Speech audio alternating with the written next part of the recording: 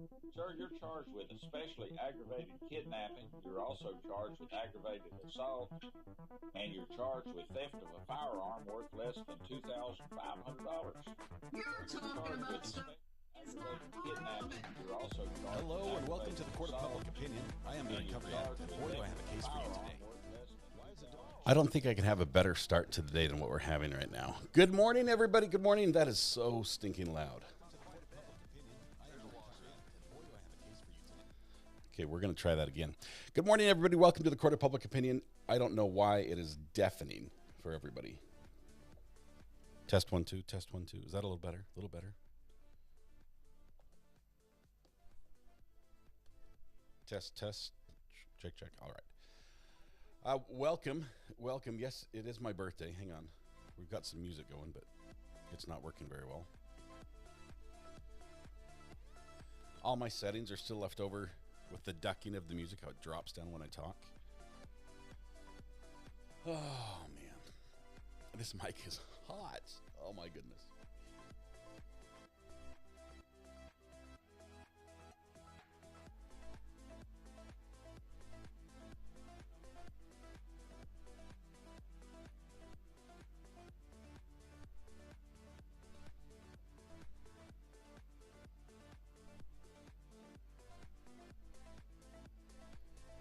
All right, almost there.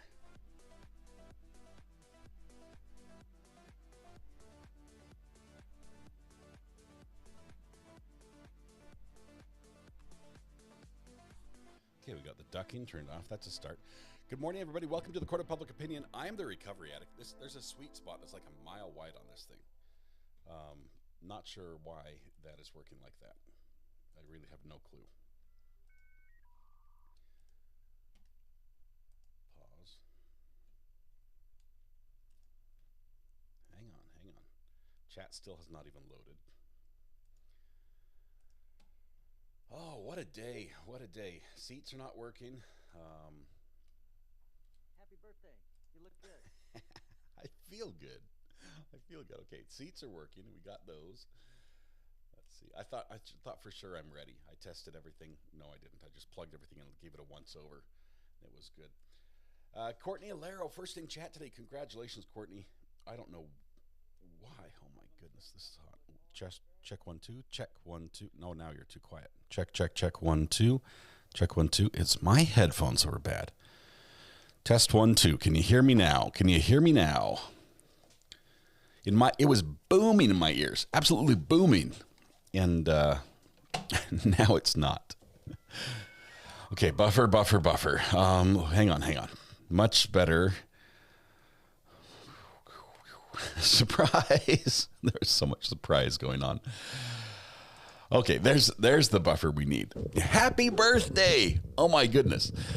It is all of our birthdays today. I say that to Anastasia, me, Jen D, Jakai, Kimbers, Ohio, BGOJ. Oh, man, that's gonna be a tough one. Barbara S, Jonah, who's a pup, Lily, and Thanks Shanks. Holy cow. And there's sound effects, and I can't hear them. Why is the sound effects not working? Hey, can you do me a favor? Little RA, over here there's a little DI box in that little cloth bag right there. Open that up. There's a knob on the far left-hand side. Can you turn that, this little bag right there? There's one knob. Turn that knob. Keep turning. For more. Stop. That's good. All right. I think sound effects might be really loud now. We'll try it. Somebody do something and we'll see. Sound on tablet, but not on TV. Maybe a little backed up. Hopefully this isn't too loud. Is any sound effects triggered? I'm not hearing Happy birthday. You look good. Hey, that's not too bad. Go ahead and crank it all the way up. When are we going to break right to the top? Happy birthday, everyone. Hang on. We're going to get to that. Trust me, I'm not going to forget birthdays today. I'm not a cat. Oh, my goodness. What a day it is. That is just... Have them send someone with more experience. They surely should. I've got good news. In spite of what it looks like, over the weekend, everything went beautifully. It went absolutely wonderfully. It was amazing. It was perfect. Thank you for all the well wishes. I had some great help. A guy that helps me out a ton at some of these. I brought him in and paid him for his consulting time. He helped me out a ton, and it went perfectly. The only feedback we got was, wow, the picture's really clear. So when that's the feedback you get, that is great. Every time I put the studio back together, there are glitches. There's good dogs. Let's do this. Let's do the happy birthday song because it's time, right? It's time. It's so good to have the studio back together. I full confession, I was so exhausted after this weekend, the 3 days in a row. I was up till midnight on Friday. I was there at the venue for over 12 hours on Saturday and nearly 10 hours on Sunday. I was so exhausted. I did not start putting my studio together till about 7 o'clock this morning. So that's why we're behind. All right. We're going to sing happy birthday to all these wonderful people. This is a 2-verser for sure because I'm going to mess it up. Hang on. Amber's on the phone. Amber, hang on one second.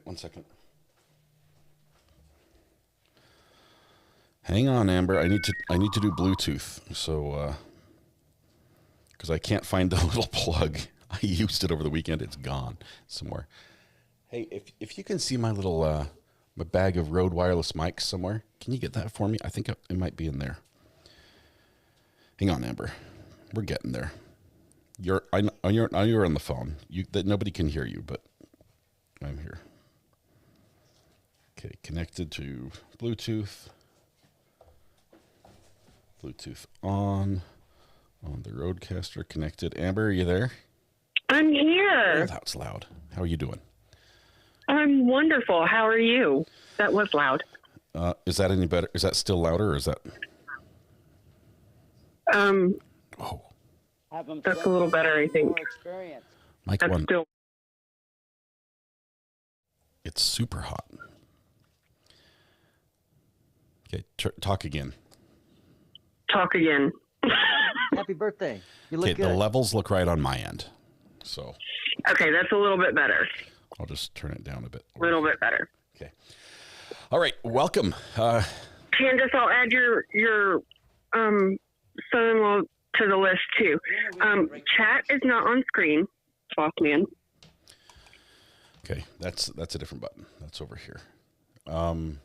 If it's set up correctly, because all my settings are jacked right now. Upstream here 2, 3. It's going to be on 4. It's on camera 5. Let's put it on air. How about that? Okay, grab my last birthday message because it has 2 additional on the end. Okay. There you go. Are you now talking, we're all good. Are you talking through a megaphone or is it just my settings? It's just your settings. Man. I don't know what I've done to make it that. It's like, I don't know, but I'm going to get off of here and let you sing. Okay? Happy birthday. Thank you. Appreciate it. Here we go. Here we go. Bye. All right. Thank you, Amber. We've got all the latest birthdays. We're going to sing to Anastasia, Jen, Jakai, Kimbers, Ohio, BGOJ. I want to put a J in there somewhere, and that's unfortunate. Barbara S., Jonah, Lily, and Thanks Shanks, Baby C, and Justin. This is definitely a 2-verser. Here we go. Let's do this. Everyone, stand up, take a deep breath, shoulders back, project your voice to the back of the room. Warm up with me, if you will. La la la la la la la. I almost missed it, but I found it at the end. Here we go.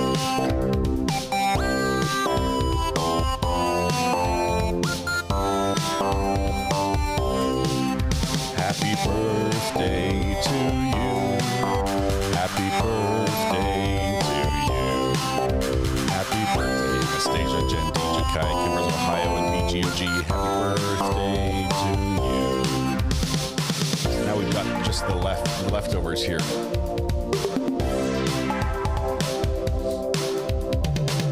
Leftovers is not a bad thing. Leftovers are a good thing, by the way. Happy birthday to you. Happy birthday to you.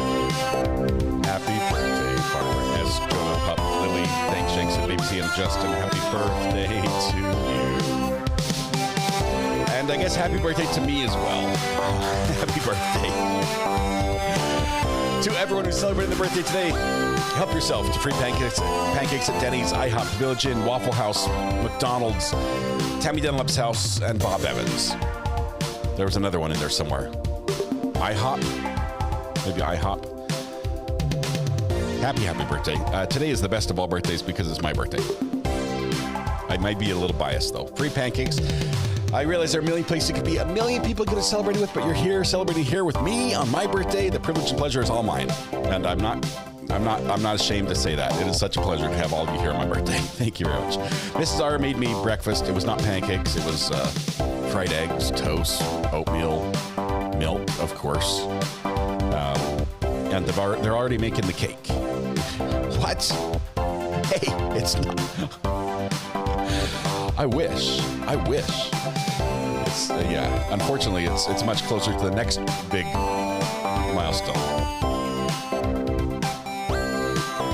Krista Johnson says, Scott, Baby C is my new granddaughter. She arrived at the world yesterday. She doesn't have a name yet. Baby C. Krista, congratulations on the new granddaughter. That is awesome. That's super exciting. There's another one. Big drum solo for the finish here, and we'll get started on court.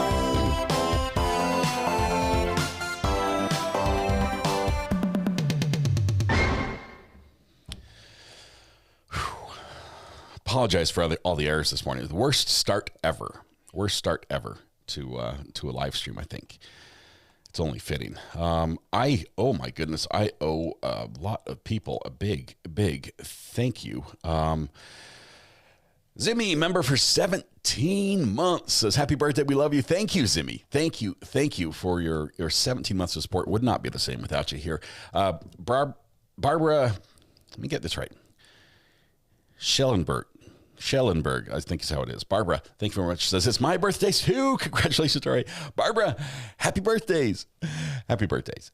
6-volt bus member for 26 months. 6-volt, thank you very much. Amazing moderator, incredible support to the channel, and just a great guy all around. If you never need technical help, and by technical help, I mean like build a rocket, fly to the moon, and do it using items from your junk drawer, 6-volt bus is going to be the guy you contact. He's like a modern day MacGyver.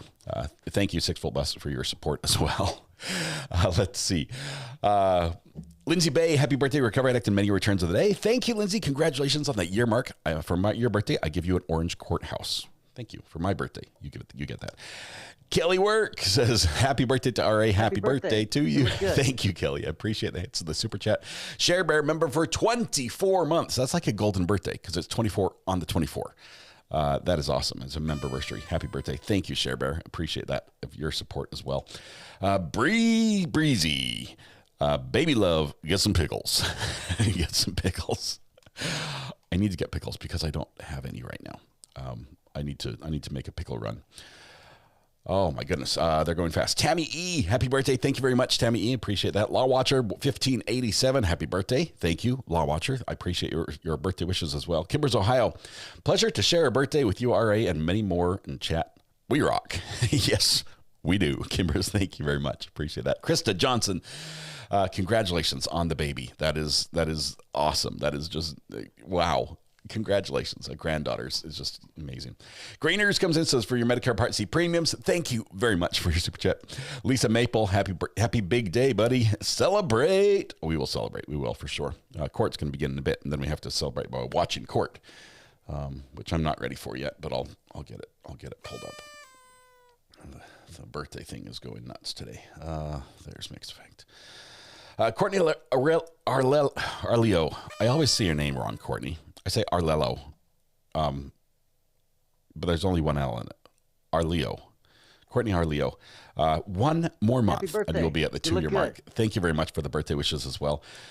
Golden Tales and Epic Trails, member for 10 months. Thanks for the birthday wishes. Allison, member for 18 months. Happy birthday to RA. Permission to not work today. Granted, although I also grant you no pay if your boss feels that's the case, unfortunately. Crob, member for 18 months. Happy birthday. Thank you very much. Nurse for God is here. Happy birthday. Thank you, Nurse for God. It's great to have you here. Angelique, member for 10 months. Happy birthday. Thank you. I appreciate that. Indy Cindy is a member for 21 months. OG. I'm sorry, I haven't been saying OG for some of the OGs. Once you hit 20 months, you're an OG. You just are. Indy Cindy, you definitely are as well. DSN. Happy birthday from DSN. Honey's mom says, so close to hitting 2 years, I can taste it. Love my RA family. OG, Honey's mom, thank you. Katie Bug, big happy birthday in all caps. It's approved. I grant it. Ohio Palm Mom, member for 15 months. Ohio Palm Mom, I think you've been here longer than that. But not that it seems like you've been here too long. I'm just saying, I think you're like one of the originals. Happy birthday. You're a big deal. Thank you very much. Let's see. Crystal Ray, member for 9 months, says it's a good day to have a great day. Yes, it is. And I can't say that very well. Amanda H also brings birthday cake with the cupcakes. I appreciate that. I don't know where this one went. OMG, says Kim R. It's your birthday. Happy birthday to our fearless leader. Where would our amazing chat group be without you? Thank you for creating this awesome community. We love you. Thank you. Thank you, Happy Kim R, birthday. for that huge, generous super chat as well. Is there anyone I missed? Lisa Maple, I got you there. We've got Nurse for God. Sorry, I need some Monday, audio from March 24th, 2025. My name is Richard L. Haggard, District Court Judge. This is a time and place for continuation of a trial, 51, 2022, CR 421, State of North Dakota versus Nichole Aaron Rice. Ms. Rice is present along with her counsel. The state is represented, and the jury is not present. Ms. Sorgan, any issues before we bring in the jury? No, Your Honor. You have audio. Mr. Sand, any issues before we bring in the jury? We do just have two quick things, Your Honor. All right. I'll fix that. Your Honor, if I may, regarding issue number one of our witnesses, an expert, Mr. Coons, we've had some motion work on him. Better. We would be requesting the court under Rule 615A3 to allow Mr. Coons to sit in on Case Agent Asham's testimony as a person whose presence shows to be essential to presenting a party's claim or defense. And there's also case law under Nesvig. I can give the court the site. Do that. Yep, it is 712 Northwest 2nd 299. The North Dakota site is 2006 ND 66. The name again? Does anyone know where we are? Nesvig v. Nesvig, Your Honor. On the counter. And the pertinent paragraph is paragraph 20 in the opinion. And Coons is your expert? He's one of our experts today, Your Honor. Okay, and he's one of your experts that you want to sit in on Sergeant Asham's testimony. That's what I understand you to ask, right? And he's an expert in what field? Criminal investigation, Your Honor. Okay. All right. Your second item? We had an expert come in. He's in town. There were some travel delays, so he wound up having to change his flight to go to Minneapolis. He drove up this morning. He got into the hotel around 6:30 in the morning, and we were wondering if we could set a time certain, I guess, once the state is done, for him to testify so we would know, so we get some sleep, and then we let him know, hey, you're going to be testifying at this time. And we can work through that during the day. I'm not sure if they're even going to wrap up today. We just wanted to make the court aware of that. I know that the state has had a little bit of issue with, I think it was Ms. Bieland got lost, and then they went to go find her. He's staying at the hotel 2 blocks down the street. We can have him ready within like 15 minutes, half-hour notice. We just wanted to let the court know about that. Appreciate that. Thank you. And again, the idea was to have somebody available this afternoon. Unlikely we'll get there, but just in case. So I appreciate that. Thank you, Your Honor. Go ahead and tell him to start sleeping. Okay. Drag him out of bed to Those testify. are the only two items? That's all we have, Your Honor. Okay. That's crazy. Ms. Sorgan, do you want to address those questions now, or would you like some time? Well, Judge, the only thing I would like to address, obviously the rules state what the rules state. So with regards to experts being present, I am a little concerned, though. We're told about a second expert. We've not received a second expert notice from the defense. Well, that would be an issue, wouldn't it? Yes, it certainly would. Okay. And Your Honor, I can address that. We sent over an expert notice back in September of 2023 for Dr. Monty Miller. It's in the notice of registered action. What's the name again? Monty Miller.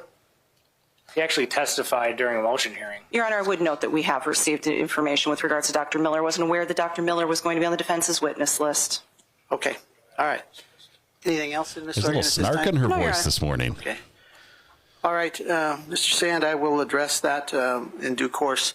Any other issues before I bring in the jury? No, Your Honor. Thank you very much. Ms. Sorgan, you're prepared for your next witness? We are, Your Honor. That will be Mr. Nelson's witness. Test. Okay. How's your throat? Better. Good. Bring in the jury, please. Okay. All right. We've got, I'm trying to get the counter going. I think we have 35 on the counter. Is that right? Is that, sorry, I'm trying to do a million things at once. Just getting everything working. We're at 34. Okay. So let me turn on the counter really quickly. Get that on screen for you. Okay. We're at 34. I was off by one. There might have been some snark this morning. I apologize if we missed it just a tiny bit.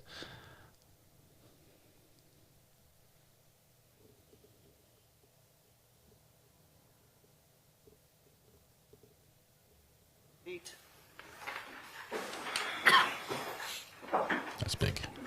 Why does the number 4 look backwards to me today? Mr. Nelson, do you waive roll call of the jury? State does, Your Honor. Mr. Sand, do you waive roll call of the jury? We do, Your Honor. All right. Appears to be the same people we started with last week. Ms. Sorgan, you can call your first witness, please. It would be me, Your Honor. Sorry, Mr. Nelson, my apologies. You That's told quite me. all right. The state's going to call Robyn Thompson.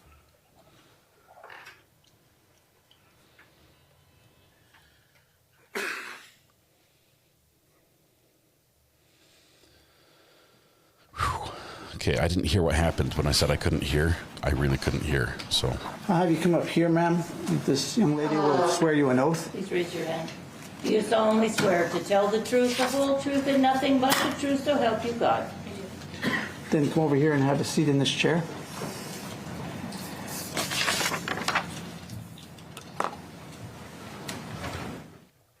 Once you've made yourself comfortable, we want you to adjust the mic so it's kind of aimed at your chin, and then make sure the light is on the base there. All right. You may proceed, Mr. Nelson. Thank you, Your Honor. Could you state your name for the record, please? Robyn Thompson. And could you spell both your first and last name for us, please? ROBYNTHOMPSON. Okay. Now, where did you grow up, Ms. Thompson? Velva, North Dakota. Okay. What year did you graduate from Velva High School? 2006. Thank you. So you did in 2006? Correct. Okay. Did you know both Nichole and Anita? Yes. How did you know them? We went to school. I was friends with both of them. You were friends with both the defendant and the victim in this case? Correct. Okay. Did you keep that friendship going after college, or excuse me, after high school? I would say directly after high school, I was a little closer with Anita, but Nichole was still considered a friend, yes. Okay. Did you hang out with Anita Yes. after high school? Yes. What would you do? We would go to Club 101. All right. What was that? It was an 18 and up club in downtown Minot, North Dakota. Okay. What would you do there? We would dance and hang out and just have fun. Okay. And what would you do after going to the Club 101? We would either go back to Anita's apartment, or we had another mutual friend named Michelle. We would go to her house. When you say Anita's apartment, was that the same apartment that she shared with the defendant? Correct. Okay. Was the defendant there when you were hanging out with her? No. Okay. Now, were you present for a get-together with a few other individuals that had gone to high school in Velva after the murder took place? Yes. Where did that get-together take place? If I remember correctly, it was April Moulton's house. Moulton being her last name at the time? Yes, correct. Okay. She's since married and has a different name? Correct. Okay. Do you recall if the defendant was there? Not right away. What do you mean by that? I think she came later, but she was not there initially when we first all met up. So she came later on?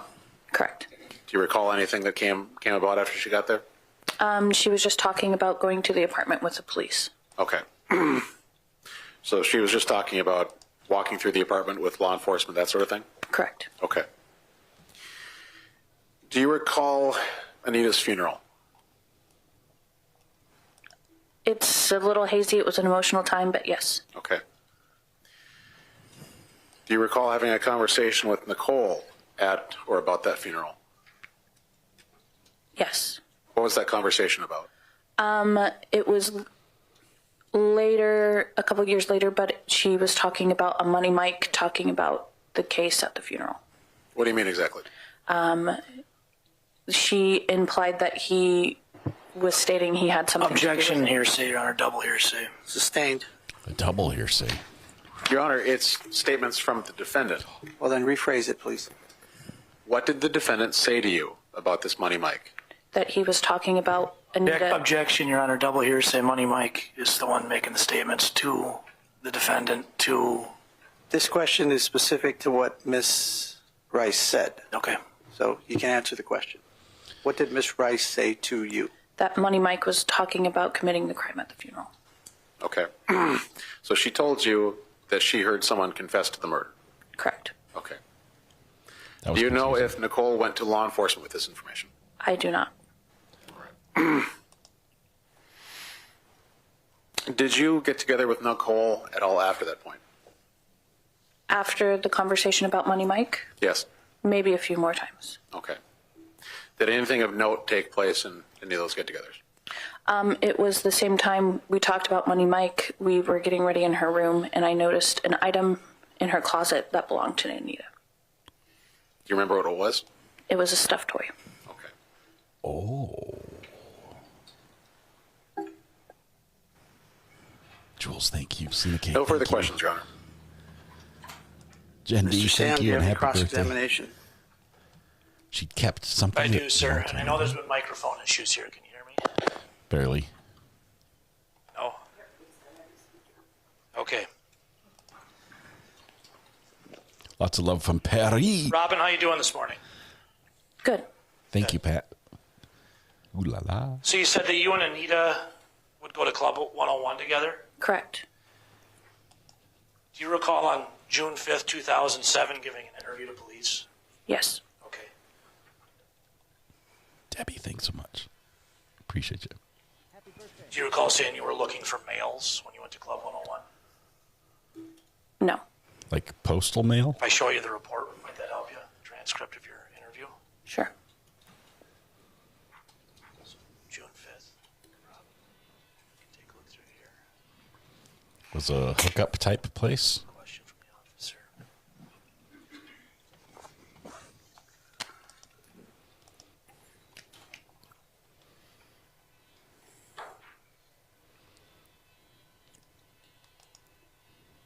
Redman, thank you so much. Yes. Thank you.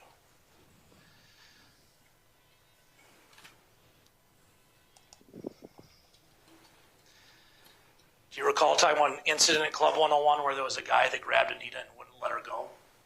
Yes. And you guys tried to get away, but you couldn't, and you had to talk to the bouncers. He would not let her go. Mm-hmm. Okay.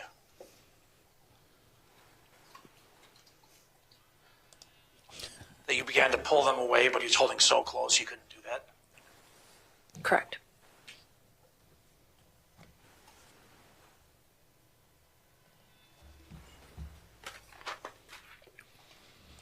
Maureen, thank you so much.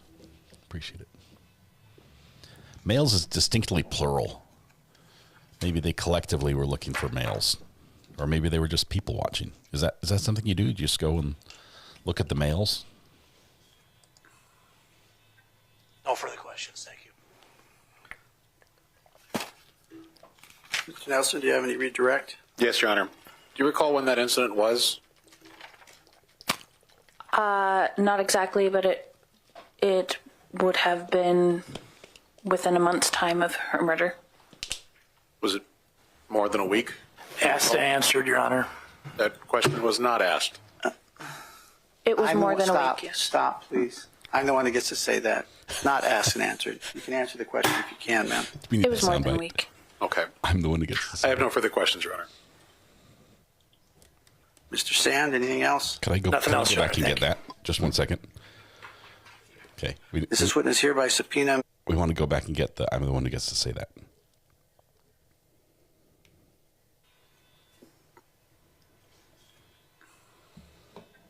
No further questions. Thank you.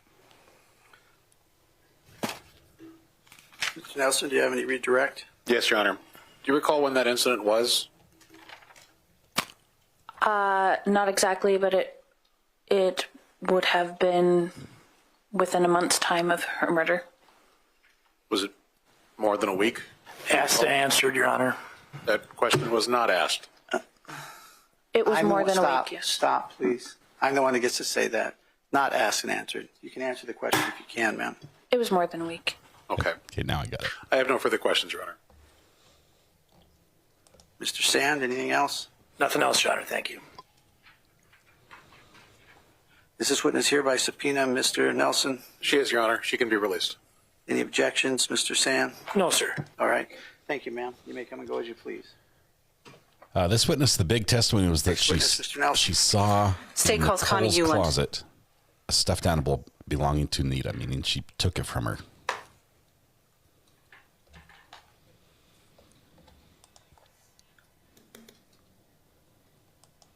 Yeah, we're going to do an extra counter on that. 'Cause I'm the one who gets to say that because he said, stop, stop. That was one. And then I'm the one who gets Ms. to say Uland, I'll have you come up here, please, ma'am. Where are you on oath? Do you solemnly swear to tell the truth, the whole truth, and nothing but the truth to help you God? Then go ahead and have a seat over here, ma'am. Watch your steps.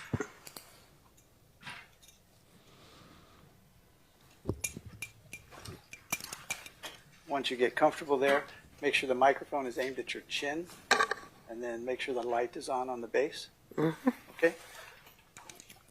Ms. Sorgan? Would you please state your name for the record? My name's Connie Uland, And would you please spell your last name? Ulland. Connie, where do you live? I live in Georgetown, Texas, Where'd you live originally? in Minot. You had a brother, is that right? Yes, And what was your brother's name? Marty Annell. Is Marty your younger or older brother? He's younger. Now, you're aware that Marty died January 1st, 2009, correct? Yes. Okay. And what were the circumstances of Marty's death? He committed suicide in the garage. Had you been close with your brother? Well, we were 7 years apart, so he was always at family holidays or any get-togethers, and so you know, we were. He lived a different lifestyle than me.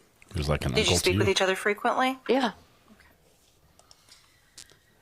Did you have other family that lived near Minot around the time of Marty's death? My mom.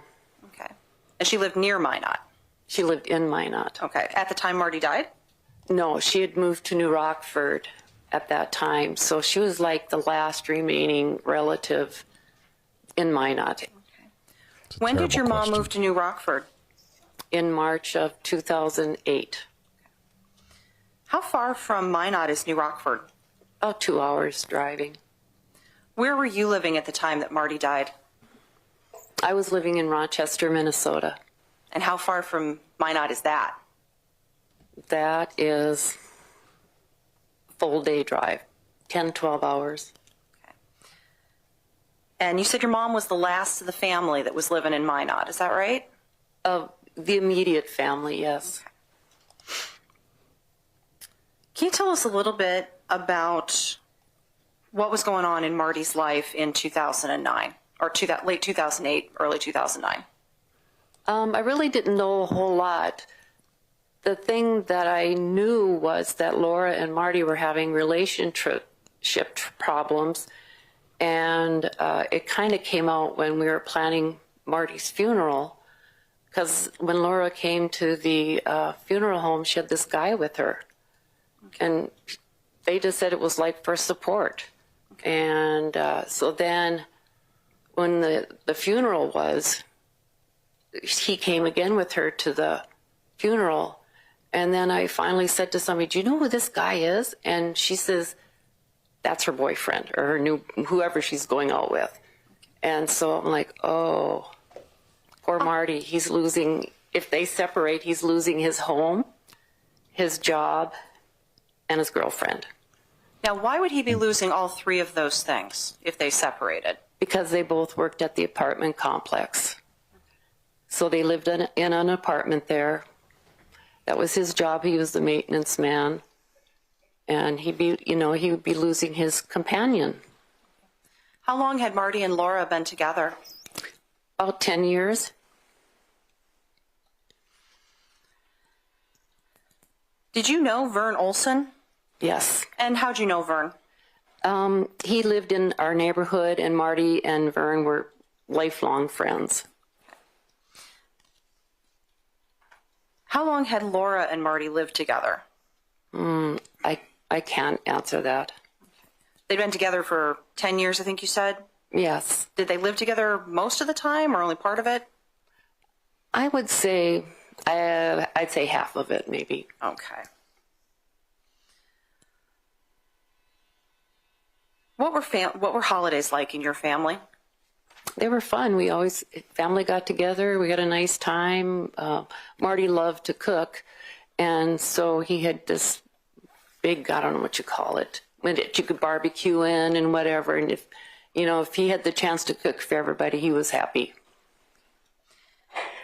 Were holidays important to Marty? Yeah, he was always there. He did a great job of buying gifts. That's what's amazed me, because it's like, man, I don't do that job like that. And he's just went out and got great gifts for everybody. Did your family get together in 2008 for the holidays? No, because we were all scattered. There was just, at that point then, my mom would have been in New Rockford. I was in Rochester, Minnesota, and I had one sister up in Dallas and one in Seattle. And then my other brother, too, my youngest brother, was up in Dallas at the time also.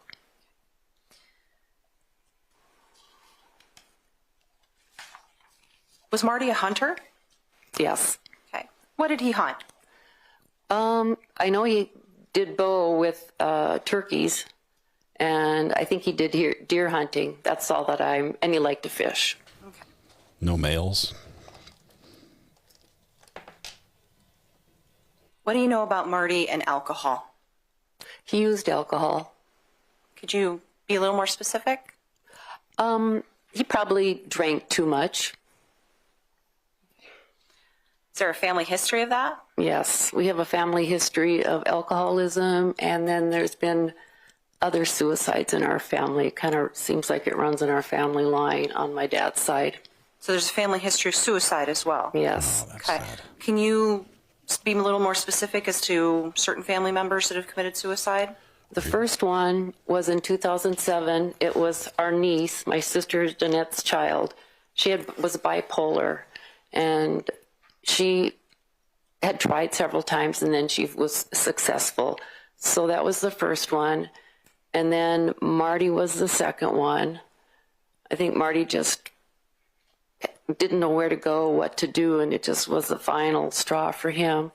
So he committed suicide January 1st, 2009.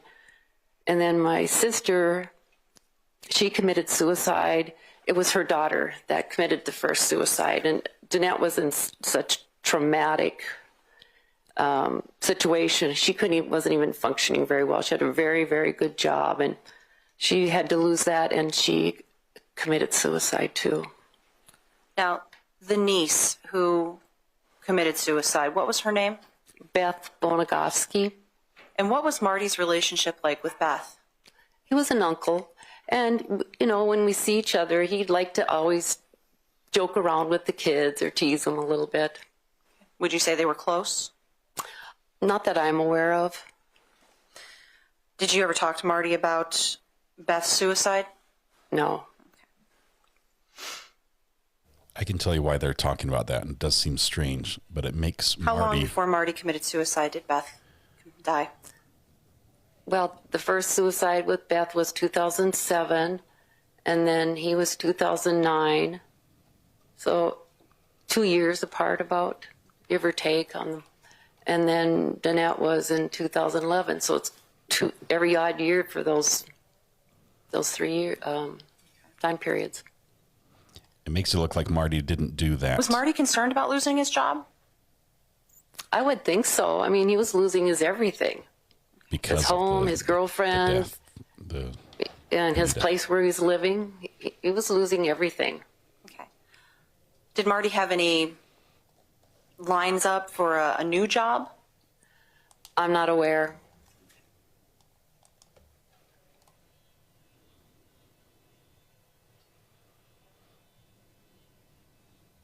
Evangeline, thank you so much. I have nothing further, Connie. Thank you. Okay. The defense wants to make Marty's suicide Cross-examination. add to the suspicion You're not done. of Marty. They want to look. Thanks for staying, Connie. You're welcome.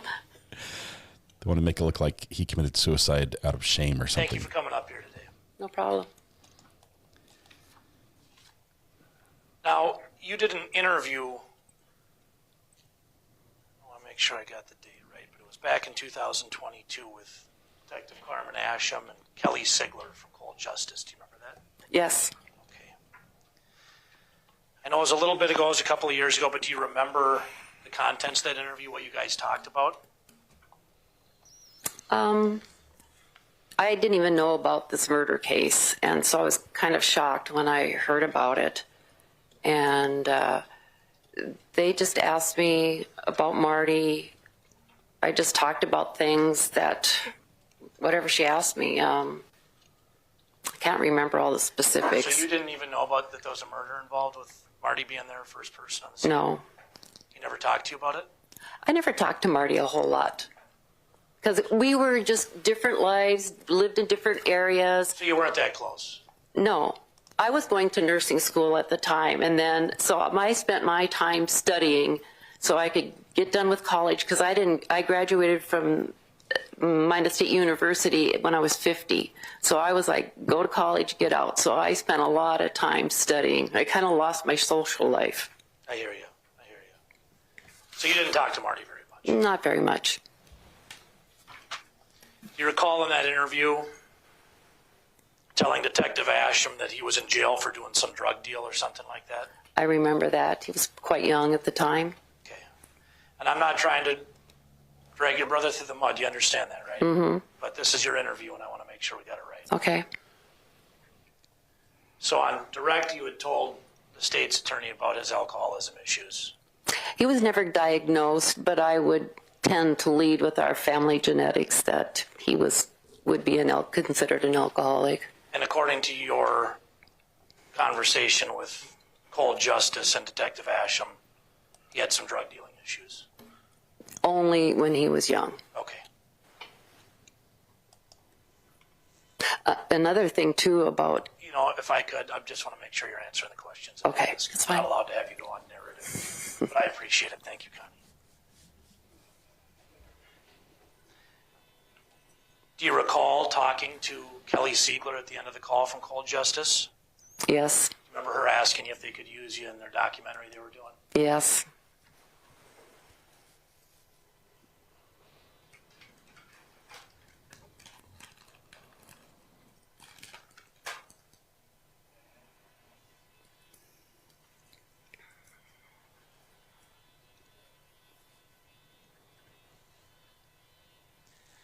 You talked about Laverne Olson on direct as well. Mm-hmm. And there was some testimony earlier about Laverne and his conversations with Marty. Were you close with Laverne?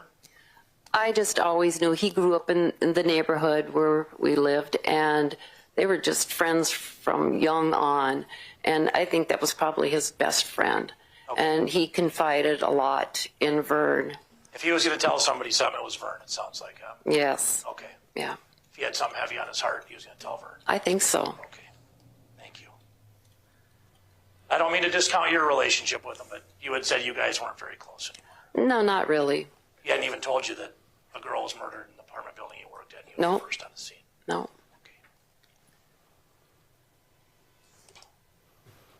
Thank you for all the birthday wishes. I can't even click on them fast enough because it would just be a blur on the screen. There's so many. Thank you so much. I'm trying to get as many as I can. Safe to say you don't like Laura Knapp very much. I liked her because she was a great companion for him until when I found out at the funeral that this guy was. She doesn't sound very trustworthy to you, does she? No. Okay, thanks. Objection. Character evidence. Your objection is what, Miss? She wasn't very trustworthy. Characterization. Overruled.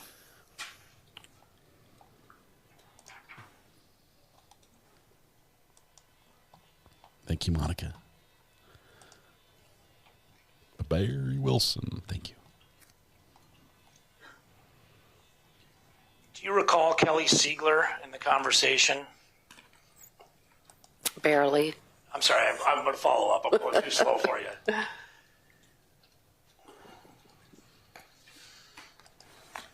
you recall her saying they were just calling you to try to clear your brother's name in this investigation?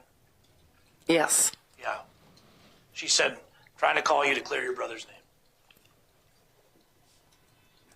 Is that right? Is that what it says on the interview? I can show it to you if that would help you a little bit. Yeah. So defense is trying to use Marty taking his own life as a sign of guilt, that he could be at play as a suspect in this case. This witness was called to testify that actually, sadly, that self-harm in that manner. Thank you for fixing your mic. Self-harm in that manner is something that runs in the family, and that was something. It's sadly something that's happened a lot in their family, as well as alcoholism. So that's why the state called this witness. It's sad. Not sure if that clipping the microphone right to the knot of his tie is a good move or not. It's practically rubbing his chin. Okay, I read that. Yes, that Does that sound right? Mm-hmm. Trying to clear your brother out of this investigation. Is that an answer, ma'am? Yes. Sorry. The mic's got to hear it. That's the important thing. Says the attorney who can't figure his out. Carol, thank you very much. 7 months. That's awesome. Connie, that's all I got. I appreciate you. Thanks for coming out. Thank you. Oh, Connie, I just have some redirect. Thank you. Sorry, I know you're really eager to get going. She does not want to be here. You have a flight to catch? Sorry. No. Ms. Sorgan, do you have any redirect, ma'am? I do, Your Honor. Connie, Mr. Sand asked you about some drug deals when Marty was young, and you said, or at some point in time, you said that was when he was really young, right? Yeah, like probably late teens, early 20s. How old was Marty when he died? He was 46.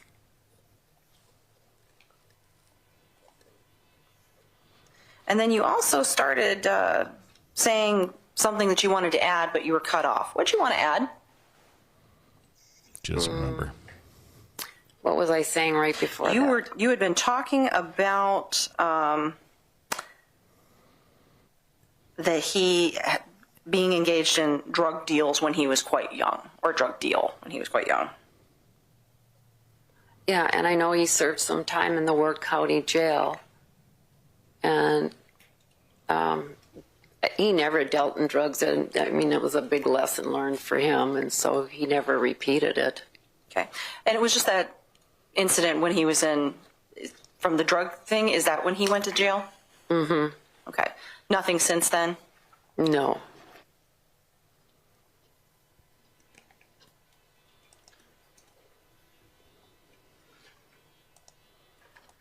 All right.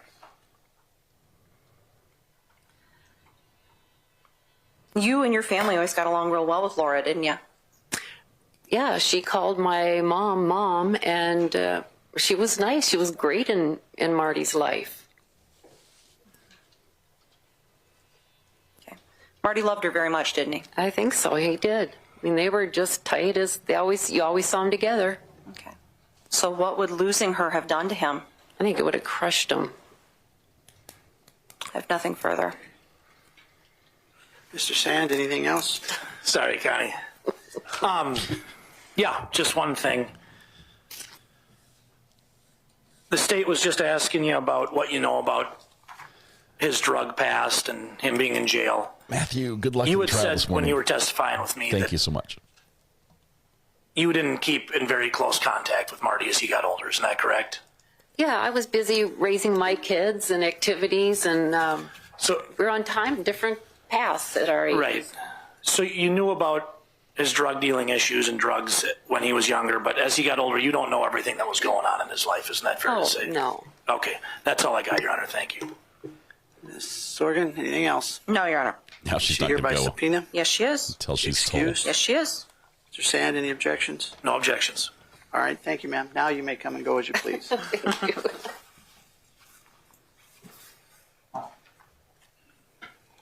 Your next witness, Ms. Sorgan. State calls Brenda Glinz. Brenda Glinz. So yeah, the state.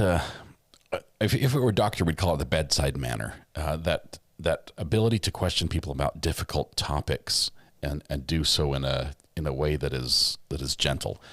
She doesn't have it very well. This is not one of her strong suits. And just like, so you were aware your brother committed suicide, right? She's like, well, yeah. I think I'm aware of that. Have you come up here? She's going to swear you an oath, ma'am. You solemnly swear to tell the truth, the whole truth, and nothing but the truth, so help you God. Yes, I do. I'll have you go over here to this chair. Please watch your steps.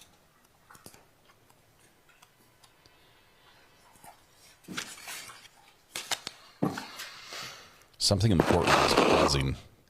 Once you're situated, make sure the mic is aimed at your chin, and make sure the really light quiet. is on the base. Okay? Ms. Sorgan, you may proceed. Thank you, Your Honor. Would you please state your name for the record? Brenda Lou Glinz. And would you please spell your last name? Glinz. Brenda, do you know the defendant, Nichole Rice? Yes, I do. How do you know her? She is my niece. And how are you related to her specifically? Thank you, My Courtney. brother, Kevin, You did a great is job. her father. I'm sorry I didn't recognize you. Thank you, Courtney. Now, Brenda, let's just get this out of the way. You're here pursuant to subpoena, is that right? That is correct. Okay. You don't really want to be here, do you? Not at all. Okay. This is very difficult for you, isn't it? Yes. What was your relationship like with your niece? We were very close for many, many years. Okay. She was my, like a daughter to me. Did she used to refer to you in a particular way? Sometimes she would call me her other mama.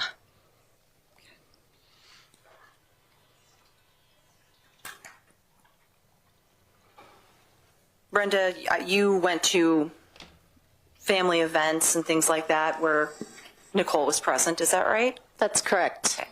So you were generally aware of what was going on in her life, is that right? I was. Did you go to her high school graduation? I did. And were you aware of what she did after high school? Yes. Okay, and what did she do? She went to college.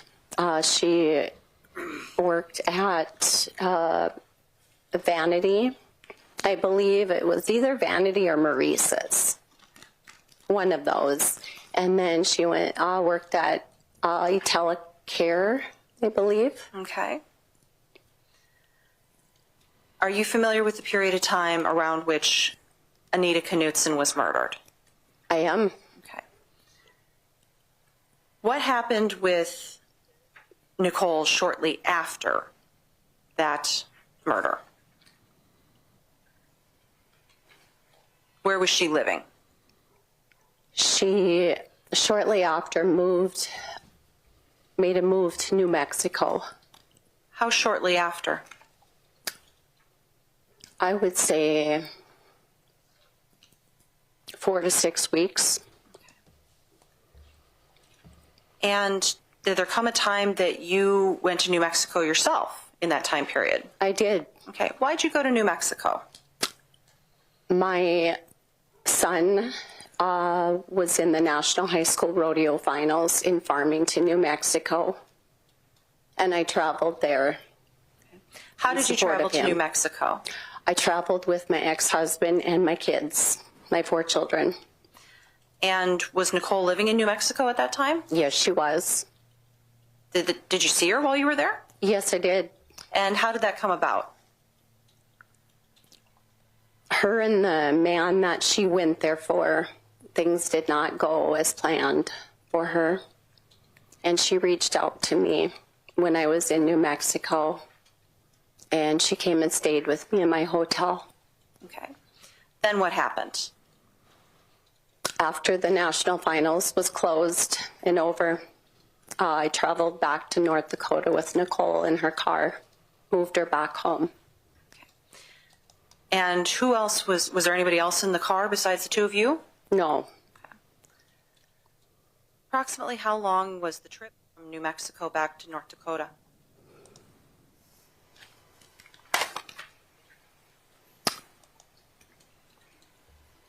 Probably 2 days. Okay. And during that time, did the two of you talk? Absolutely. Did Nichole talk to you about Anita's murder during that time? Yes. Okay. Do you recall what she told you?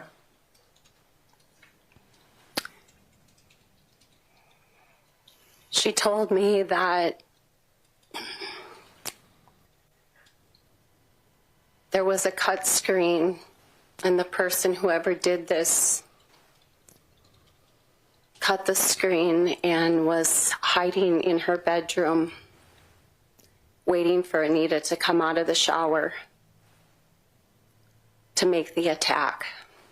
Okay. Did she tell you anything else? She said that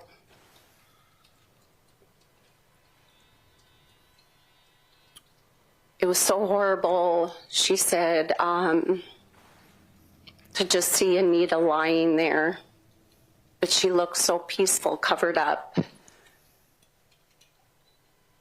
Did she say with anything a robe, and said that there was a bowl of water in the bathroom sink that whoever did this washed themselves up and washed the knife up. Okay. I think I stepped over some of your words there. You said that she said that Anita looked peaceful lying there in her robe? Yes. Okay. Did she say anything else to you?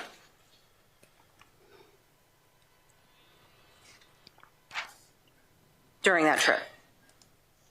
She was very upset that her iPod was gone, that the person, whoever did this, stole her iPod. But not the person. She said that Anita was raped and stabbed.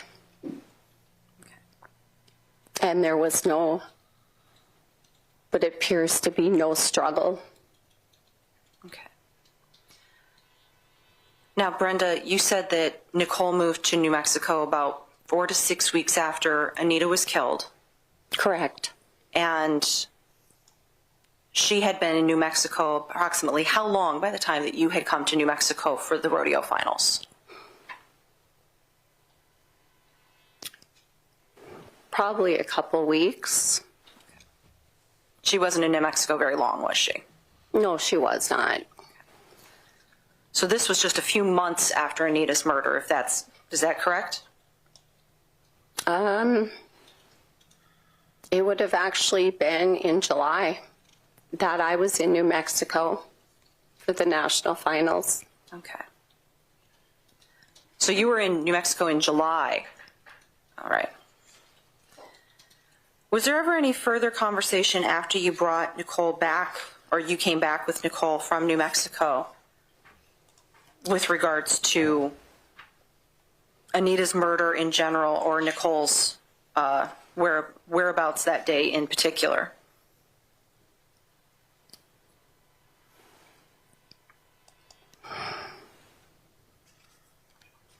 She said that she had no idea of anything, because she said that she was in Sykeston at her aunt's family gathering, and then she went to the 41 Club that night to work at her cousin's grand opening. Did she tell you anything about where she went after the 41 Club? She said she went home to get clothes. And where did she say she went home to? Went to her apartment after the 41 Club. The apartment in closed. Minot? The apartment in Minot. And she told you this? Yes, she did.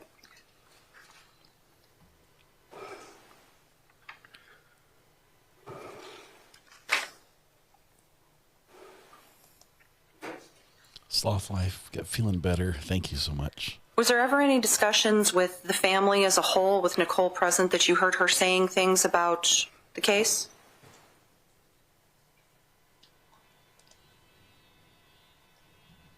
The story's always changed.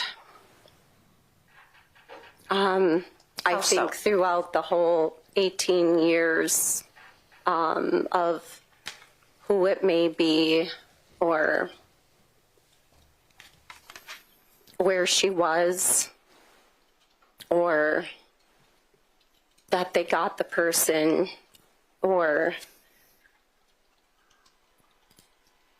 that she was cleared and that she didn't have to worry about it because there's no DNA of her anywhere and that she was cleared of the scene. Okay.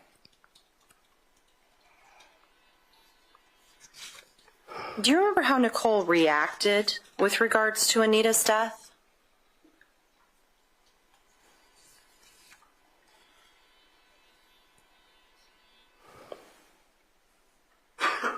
She was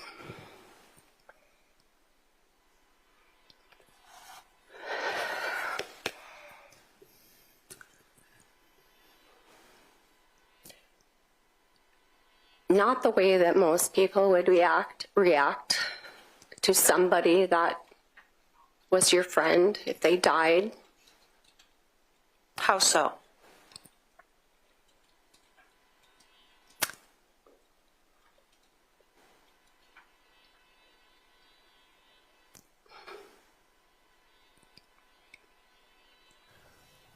She referred to her more than once as a fucking cunt and a fucking bitch. And the only thing that she cared about was that they stole her iPod. There goes the birthday. My goodness. Did Nichole ever say anything to you specifically about Anita deserving to die? Yes. What did she say?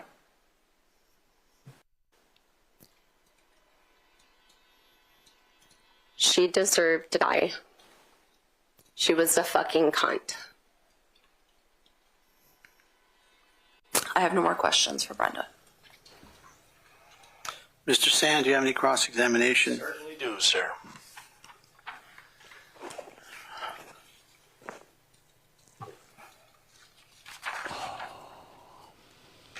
Brenda, you're Nichole's aunt? I am. And this is Nichole? That is. You recall doing some interviews with law enforcement as well as the Cold Justice show? I do. Do you recall referring to Nichole's daughter Peyton as well? I do. Is that her in the courtroom over there? Yes, it is. There's an edge to her voice. That look, holy cow.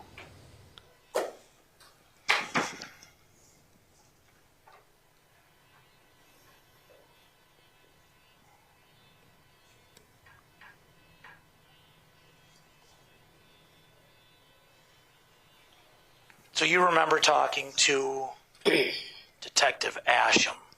I do. I'll just finish my question in a second. You recall talking to Detective Asham in 2022? I do. Do you remember telling her you have memory loss?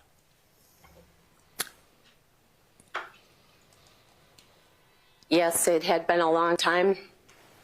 2022 from 2007. Like a physical issue that led to memory loss?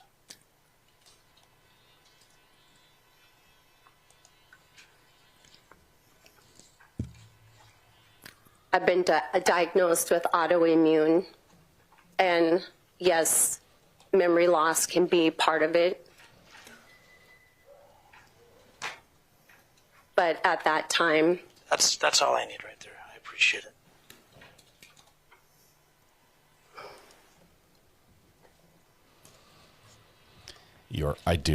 I do still get YouTube Premium funds, even for. If I showed you a report, might that help you a little bit? Remember what you said? sure. Okay. This is page 13 of your report. You can just kind of read down about halfway down the page. I got a surprise gift. Somebody just like door dashed it. I guess I'd like clarification, Mr. Sand. Is this a report or an interview? It's a transcript of an interview between Okay. Detective Asham and Ms. Glinz.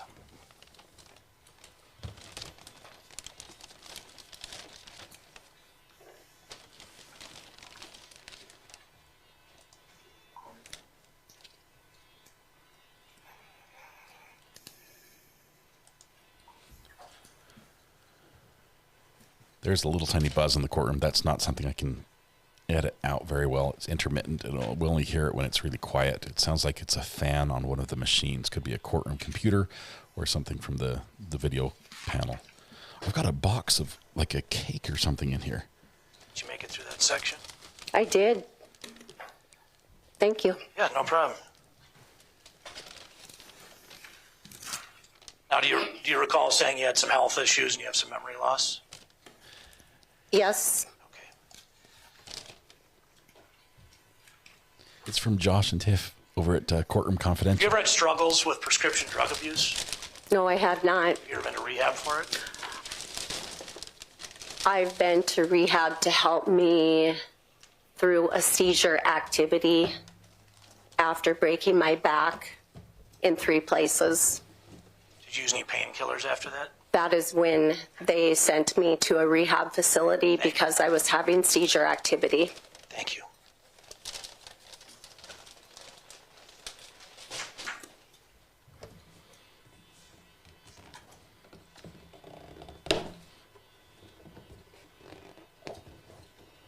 Did you meet with the state's attorney at all prior to giving this testimony? I did.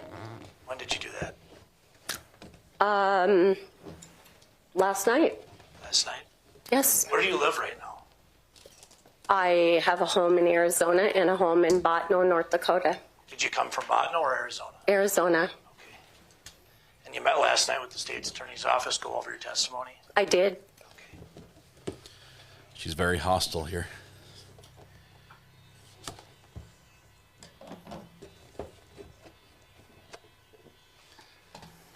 Courtroom Confidential sent me a gift. I'm going to show you here in the small picture. They're beautiful. They're cupcakes with icing and frosting. Have you been texting with anyone in the Thomas family over the last couple of weeks? I have. Who's that? My family. Nichole? I text her, yes. Have you texted her in the last few weeks? I did. Have you texted Gay, Nicole's mom? I have. Do you recall those texts? Yes, I do. Okay. Do you recall saying that things were taken out of text, which I assume is context, and used and stated in ways that were not actually said? Throughout the years. Okay. You recall saying it breaks my heart? This. Just asking you if you recall saying it breaks my heart. Yes.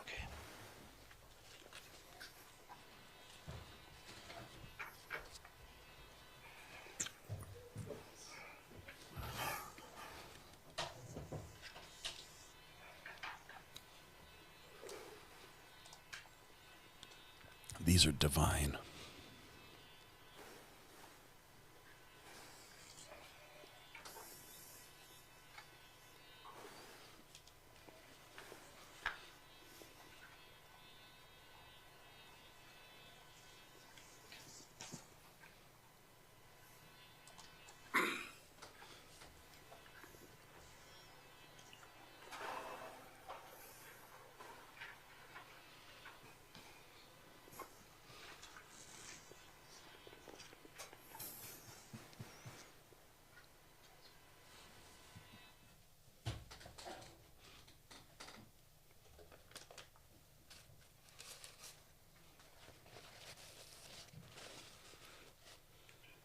are you aware in these interviews you've had with Detective Asham, you didn't say anything about Nichole saying Anita deserved to die? This is the first time we're hearing that. Are you aware of that? Nichole did say Anita deserved to die. You have memory loss, correct? That's what you told the detective? I did. Okay, thank you.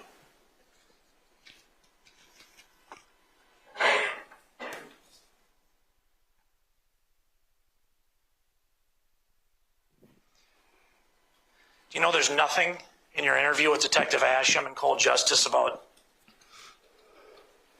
Nichole saying, or you saying that Nichole said Anita was lying peacefully in her bathrobe, that you never said that in your interview? Do you know that? I do not recall. Okay, thank you.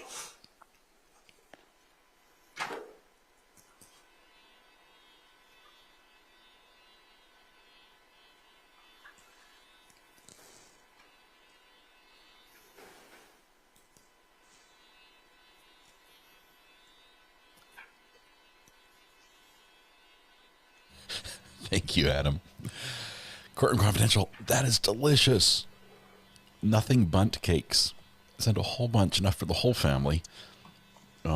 They are divine. I've never had them before. Those are so good. If you haven't, this is not, they didn't do it for this reason, but Josh and Tiffany are amazing. Give Courtroom Confidential a follow. They do an amazing job. Their production quality is top notch. They're booming. It's no joke. They're the fastest growing true crime channel out there.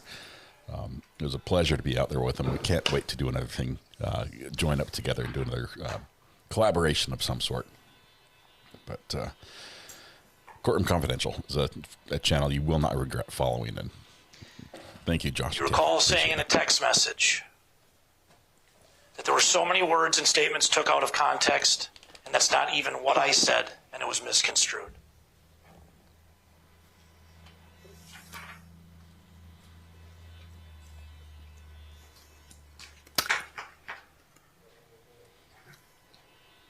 Was that a question? Yeah, but why if she remembers Is that an answer? Could you repeat that, please? Do you recall on a text message over the last few weeks saying the statements were took out of context and not even what I said as what I said in a sentence to finish out what I said, misconstrued, exclamation point. It's getting spicy. To a certain statement. Okay.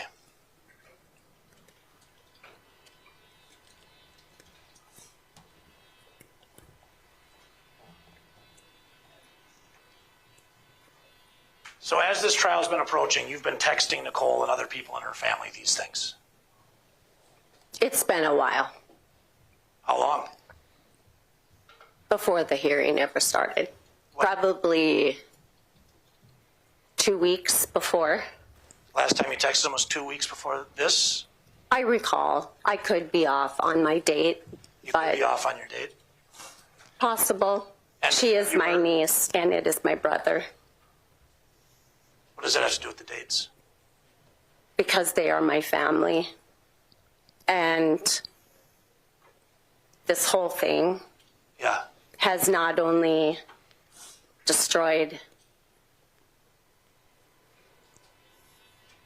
Knutson's, Nichole's life, my entire family,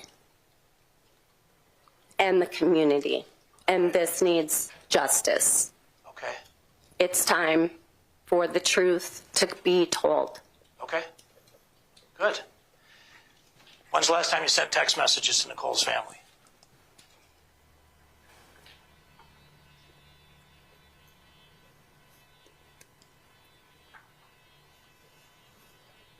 When my brother called me to tell me that you're going to be calling me to record me. Did I call you to record you? No, you did not. Okay. Wow, it's getting spicy already. And then so after that, you texted Nichole and you texted Nichole's mom. Actually, not before that. I actually texted them before my brother called me and told me that. Okay. But you didn't get a call from me. Just to tell them I love them. Before, have we? This is the first time, right? I've never spoke to you.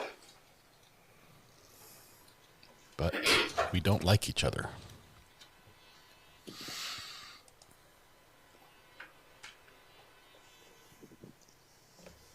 You said you live in Bottineau?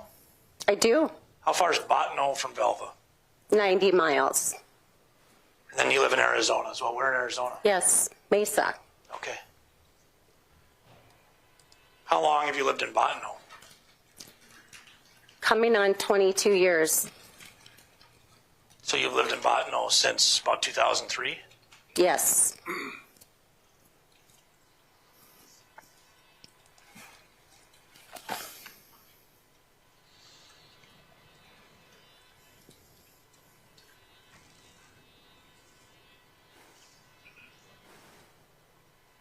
She does not want to be here.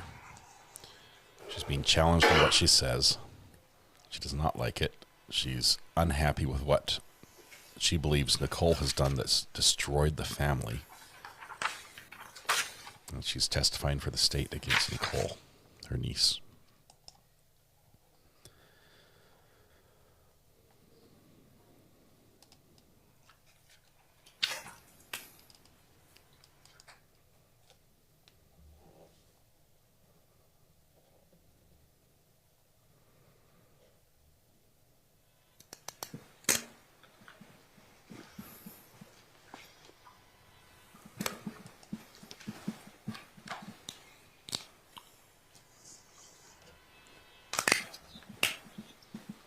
Somebody using a 3-hole punch.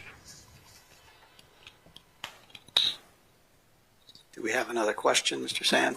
I know, I'm taking a minute here, Your Honor. I'll know within about 10 seconds. Judge has been quite lenient That's with all I have, Brenda. Thank you. his hammer. Thank you. Ms. Sorgan, do you have any redirect, ma'am? I do, Your Honor. Thank you. Brenda, I'm going to take Mr. Sand's questions in order to address those, okay? Okay. All right. Now, you were asked about memory issues, and you testified that you'd been diagnosed with an autoimmune disease that can involve some memory loss, and then you started to say, but at the time, but then you were cut off. What do you mean? It has been 5 years since I've been diagnosed with autoimmune. So when I was questioned back in 2007, 2008, I had a very clear memory, as well as, I would say, in 2022. Okay. And then Mr. Sand intimated that you were in rehab for prescription drug abuse. Is that accurate? No. What were you in a rehab facility for? I broke my back in 3 places. They put me on prescription pain medication. And when it was time to come off the prescription pain medication, my doctor, surgeon, was in Bismarck, North Dakota. I was in Bottineau, which is 3 hours. And when they started slowly taking me off of the pain medication, I would go into seizure activity. And this continued, and thankfully my husband is a pilot. He was able to get me to the Bismarck facility in time for them to be able to take care of me. Okay. So you weren't abusing medications? No. All right. That was the impression we got from the Board of Defense. Mr. Sand asked you about text messages with the family, specifically that you had talked about. This breaks your heart. Absolutely. Why is this breaking your heart? She's my niece. I love her. Now, you had also been asked about text messages and things being taken out of context. You said that a certain statement had been taken out of context. What statement? The statement about Gay teaching her to lie.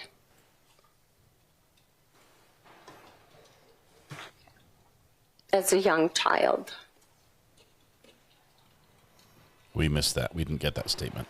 That must have been in the video, the documentary. All right. Now, you were also asked very specifically about certain statements not being in your interview in 2022 with Sergeant Asham. Was Sergeant Asham the only person who interviewed you? No. Okay. Do you recall some of the other officers who interviewed you? Officer Goodman, Officer Meixner? Yes, Meixner. Excuse me. Do you specifically remember your interview with Agent Meixner? Yes, I do. Okay, where did that occur? At my house.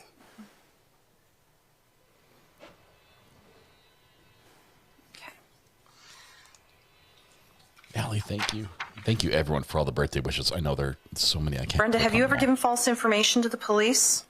No, I have not. Why didn't she give the details to the police previously? Now, while Mr. Sanders questioning you, it was very clear you're becoming very upset. Fair to say? Yeah. Okay, and why is that? Because my family has been torn completely apart over this. And truthfully, to believe that our family will never be a whole again because of this. And that breaks my heart because my family has been everything to me.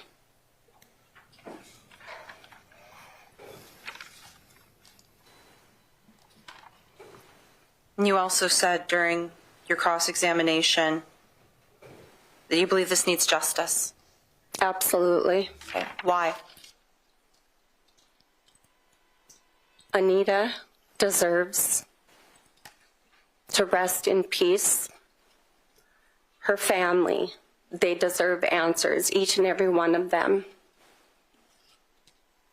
And they deserve to know the truth so that they can let their loved one go in peace.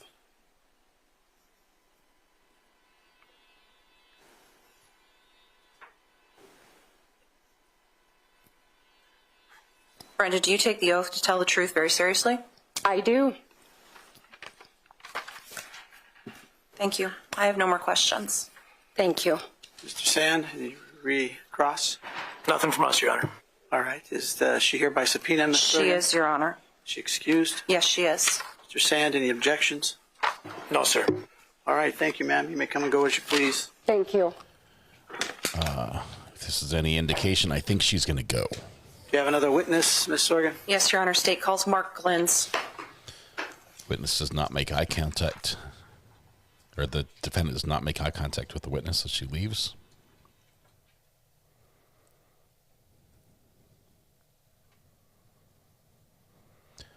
Okay, so here's the thing that's eating at me here. We've got person after person after person, several of them who don't appear to have Right up here. This lady's going to swear you an oath, please. to not like Nichole. Do you solemnly swear to tell the truth, the whole truth, and nothing but the truth, so help you God? Saying And I'll have Nichole you take a told me seat these over here at this details. chair. She talked about the crime. She talked about this. It's starting to add up. Once you're situated there, make sure the microphone is aimed at your chin and that the light is on the base. Okay. All right. Ms. Sorgan, you may proceed. Thank you, Your Honor. Would you please state your name for the record? Mark Glinz. And we've got the spelling is Glinz. That's correct. Same as your wife, right? Correct. And Brenda is your wife, is that right? Yes. He's the pilot, right? You're acquainted with the defendant, Nichole Rice, is that right? Yes. And how do you know her? She's my wife's niece. How long have you known Nichole? It's quite a while. Okay. How long have you and Brenda been married? We got married July 5th, 2003.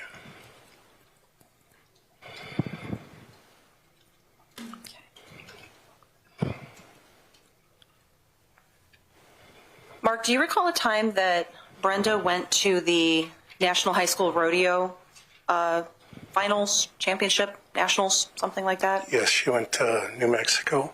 Okay. I'm sorry, I can't remember the exact title of what it was. Do you remember when that was? July, August, somewhere in there. Okay. Of what year? That I don't remember.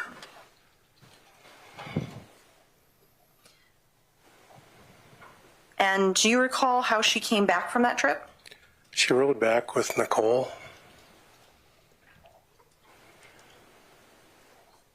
She's out on bond, $120,000 bond. So this would have been after Nichole moved to New Mexico, is that correct? That's correct. Now, you weren't along on that trip as well, is that right? I stayed back home. I was working yet.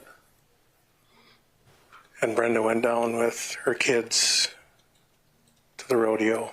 Okay.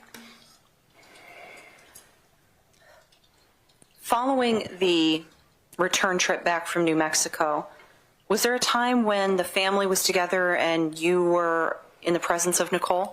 Yes. Okay. Do you recall what occurred at that occasion? Pardon me? Do you recall what occurred then? I think we were at a birthday party. Okay. Birthday party for who? For Leo, And who is Leo? Brenda's dad.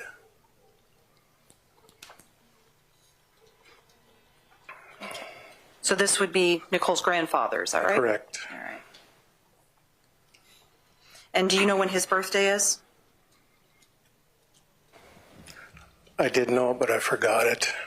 Okay. I like this guy already. That's me.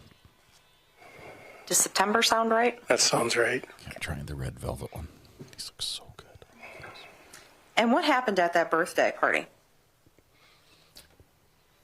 We were just in the garage socializing, and it just seemed like Nichole was a little disengaged.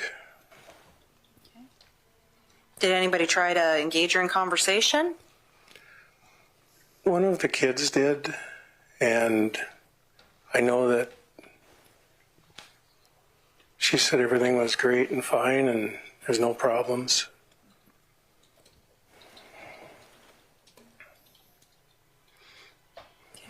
Did Nichole say anything about Anita at that point? No, I don't remember. Okay.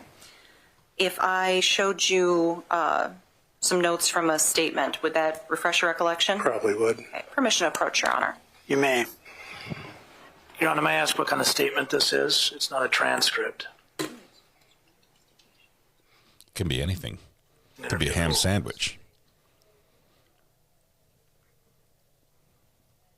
Get your answer?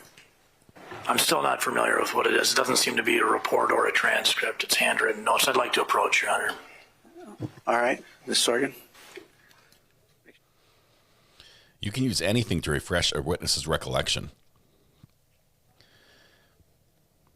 If it's not being admitted, it can be pocket lint. I mean, if it helps the witness remember, use it. Some of my best memories involve a sandwich. Wow, that is good.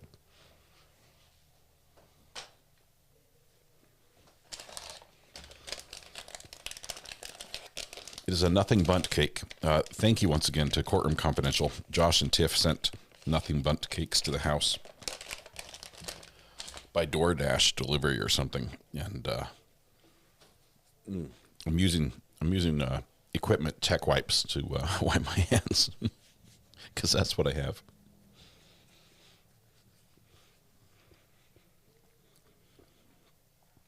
So unless North Dakota has a rule about this, I don't see how the defense is going to win this one. If it refreshes his recollection, I think it would be a problem if she wrote out a note saying, "Hey, you should say this." But other than that, I mean,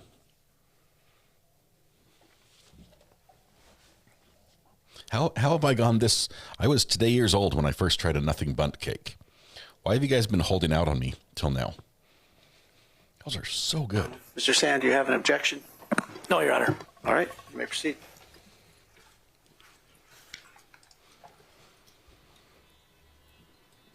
Just read that to yourself, Mark, and then when you're done reading it, just hand it back to me.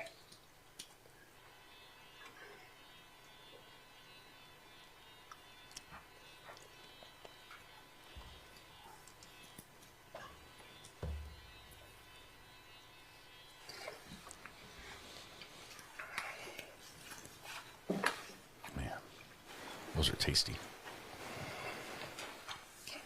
Mark, did that refresh your recollection? Yes, it did. Okay. Do you recall if Nichole stated anything with regards to Anita at that gathering? Yes, she stated to the kids that she didn't like Anita anyway.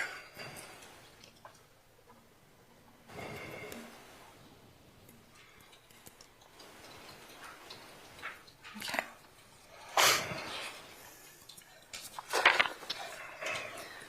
Mark, do you have any recollection with regards to issues involving an iPod and Nichole?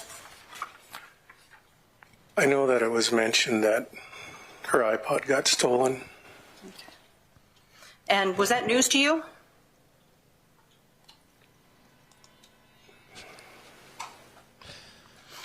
At the time it was. Okay. And why did that strike you at the time? It seemed like that was the only thing she was concerned about.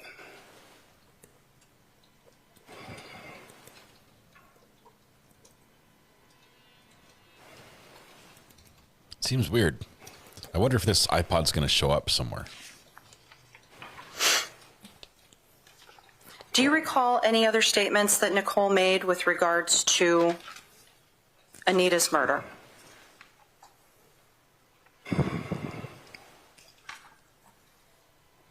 She said that the screen was cut on the house window or the apartment. Anything else you can recall?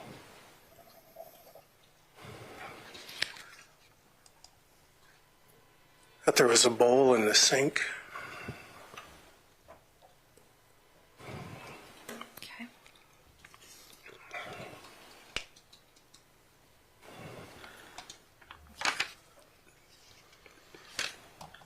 And is there anything else that sticks out in your memory with regards to Nichole discussing Anita's death? I don't remember.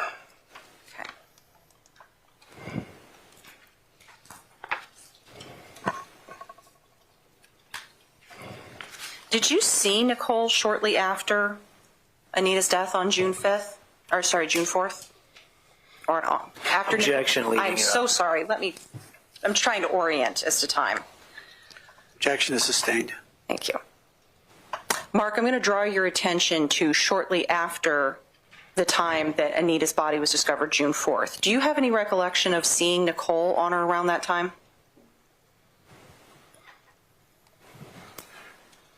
I don't know if I got the timeline right, but I believe it was before that.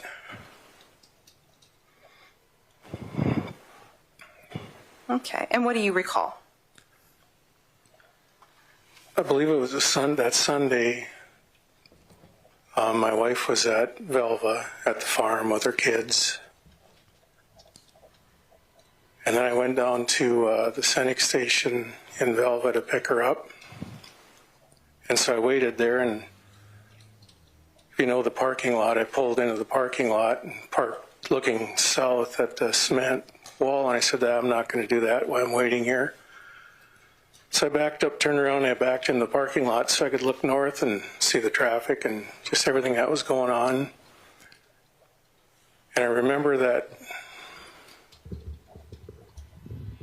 as I was waiting there, and I don't remember the time exactly, but I seen Nichole and Gay come in. They went into Senex and grabbed some supplies or some drinks. And then they were in a hurry. They had something going on. So they got back in the car, and there was a semi. Now I remember there was a semi pulling out of the west approach. And they wanted to get by them. So she pulled up on the grass to get by him, and she couldn't make the ditch bank. So she backed up and drove out the east approach towards away from Minot. So that was the first time I seen him, and it wasn't 30 seconds, maybe a minute later, I seen him going back into Minot. Didn't think nothing of it. And then it was probably another minute or 2 minutes, and they were going back the other way.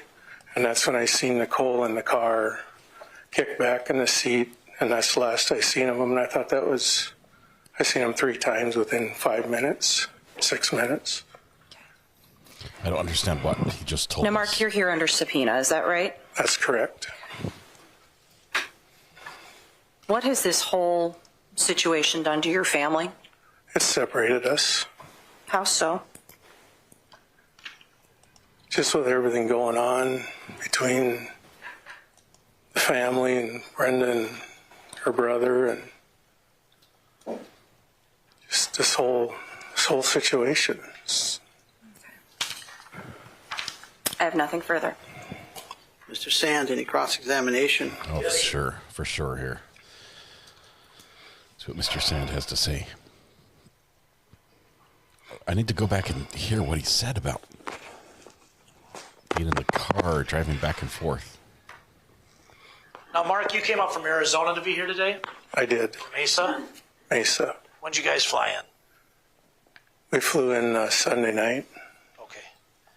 Did you meet with the state's attorney prior to testifying today? Yes. When was that?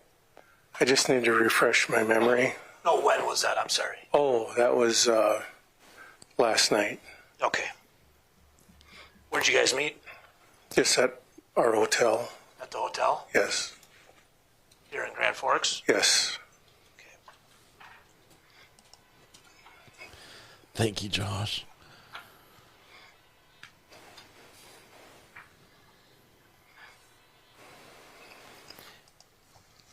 With this case being 18 years old. Now, I suppose you recall doing an interview with Detective Asham and the Cold Justice people. Do you recall that? It was a phone conversation, yes. Yeah, back in 2022? Yes.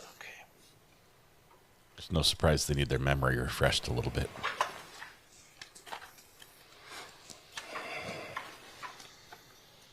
Do you recall discussing the Senex conversation you just had with Ms. Sorgan, the state's attorney? I have the transcript here. Yeah, I'd have to see it. Sure. Missy, thank you very much. Specifically, do you recall saying you didn't know if it was Gay's car or Nicole's car? I did not remember at the time. At the time of the interview, you didn't remember whose car it was? No. But you remember the exact amount of times you saw the car, right? Yes, I do. And this was all in Velva, right? Yes, all at the As farm. you said, going back to Minot, you're talking about directions on the highway, is that Yes, correct. You don't actually think they went to Minot and back in the couple minutes you saw them? No, How definitely far is not. Velva from Minot? It's half an hour. Okay. 20 minutes, half hour, depends on how fast you So drive. you saw Gay You can get a third of the and time you saw off by Nicole speeding? at Senex. That's fair. Yes. Is Senex the C-store in Velva? Yes. That's where you get your stuff. Yes. And you saw him 3 times in 5 or 6 minutes around the Senex. Yes. Okay. Do you recall saying that this was around Thanksgiving? You talked to him. Yeah, I had my dates mixed up. You're saying now it was a Sunday in June. Yes. Is it fair to say that November in North Dakota is a lot different than June? Yes.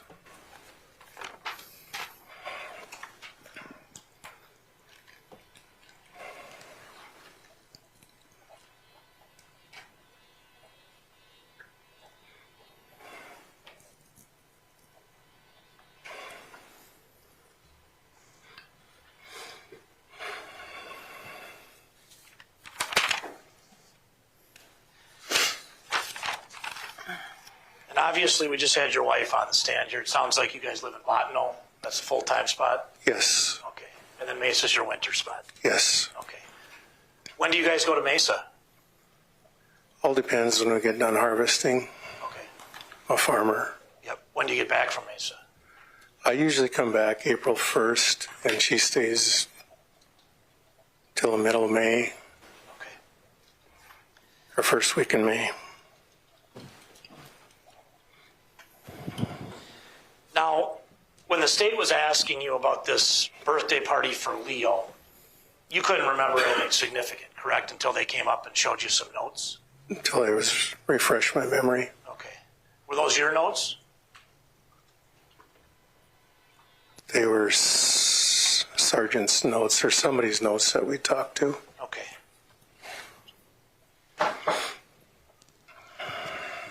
Now, you also talked about some things with Nichole regarding like the screen at the apartment and everything. Yes. Anita's death was a pretty significant moment in your family's life, wouldn't you say that? Yes. Were there conversations about it between you and Brenda, between you and other people, between Nichole and you guys? Brenda and I talked about it, yes. Obviously, Nichole and you guys talked about it. Yes. Is that the only thing you guys ever talked about, was the screen? Or were there conversations? It sounds like it was coming up all the time, isn't that true? You're at a birthday party, it's coming up, isn't that true? Yes, it was occasionally. Okay. I mean, you said, and correct me if I'm wrong, but it's correct that you said it came up with the kids at the birthday party for Leo, correct? Yes, the kids asked him how she was doing. So this is a topic of conversation. Yes.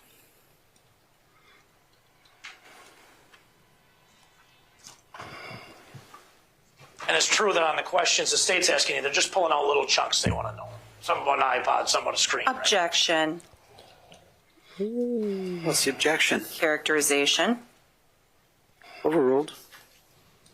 Some about an iPod, some about a screen, just little things they're asking about. Yes. But these were conversations that your family had over the years. I mean, you're testifying they're being talked about at birthday parties, correct? Yes. At that birthday party, I know you couldn't remember, but I think the state so kindly helped you recall it was in September, correct? That's correct. Okay.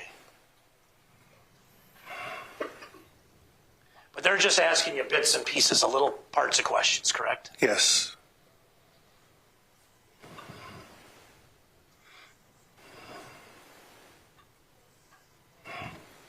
Did he ever say anything about this in a previous interview? Now, you had testified earlier about Nichole being in New Mexico, right? Yes. Your wife testified in here before. You're aware she was down there with a boyfriend, correct? Nichole, yes, she followed a That's guy. all I'm really asking, sir. Yes. I'm doing this to everybody. I'm not trying to cut you off. Yeah. I just need to Yeah. want to make sure I get the questions answered that I ask. Please let him answer it, though. I will, sir. Hammer of justice.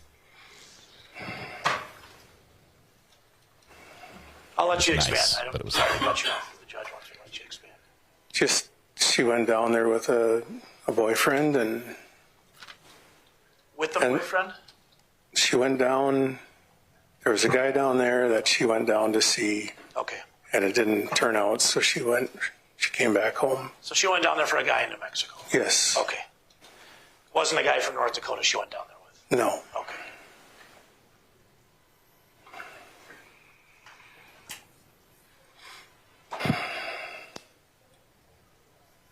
No further questions, Mark. I appreciate Thank it. you. Thank you.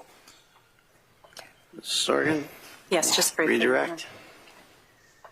Mark, you were just asked about Nichole going to New Mexico to be with a boyfriend. Do you recall approximately how long she was gone to New Mexico? I don't recall, but it wasn't very long.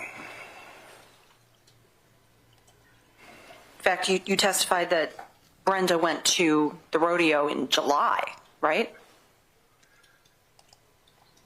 Yeah, she went down, yes, in July. Okay. And to your knowledge, what city and state was Nichole living in early June of 2007?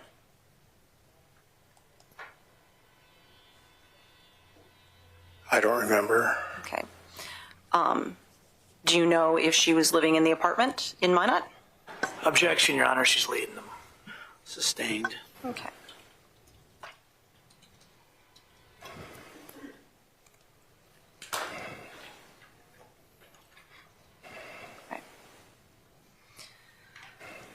Now, Mark, you had testified as well on cross. You were asked about that you kind of mixed up your dates a little bit about seeing Nichole and Gay at the Cenex, correct? That's correct. Okay. And that was in a 2022 interview, is that right? That's correct. You'd given other interviews to law enforcement in the past, hadn't you? Yes. Okay. Do you know how many times you had talked to law enforcement previously? I don't remember. And at the time that you spoke with law enforcement originally about the incident where you saw her at the Cenex, was that closer in time to the incident or further in time to 2022. You want to restate that? Yeah, that was a bad question. Okay. So at the time that you first spoke with law enforcement about having seen Nichole and Gay at the Cenex, how long after that incident would you say that was that you spoke with law enforcement? I'd say it'd been a week, within a week to 2 weeks. So it's pretty close in time. Yes.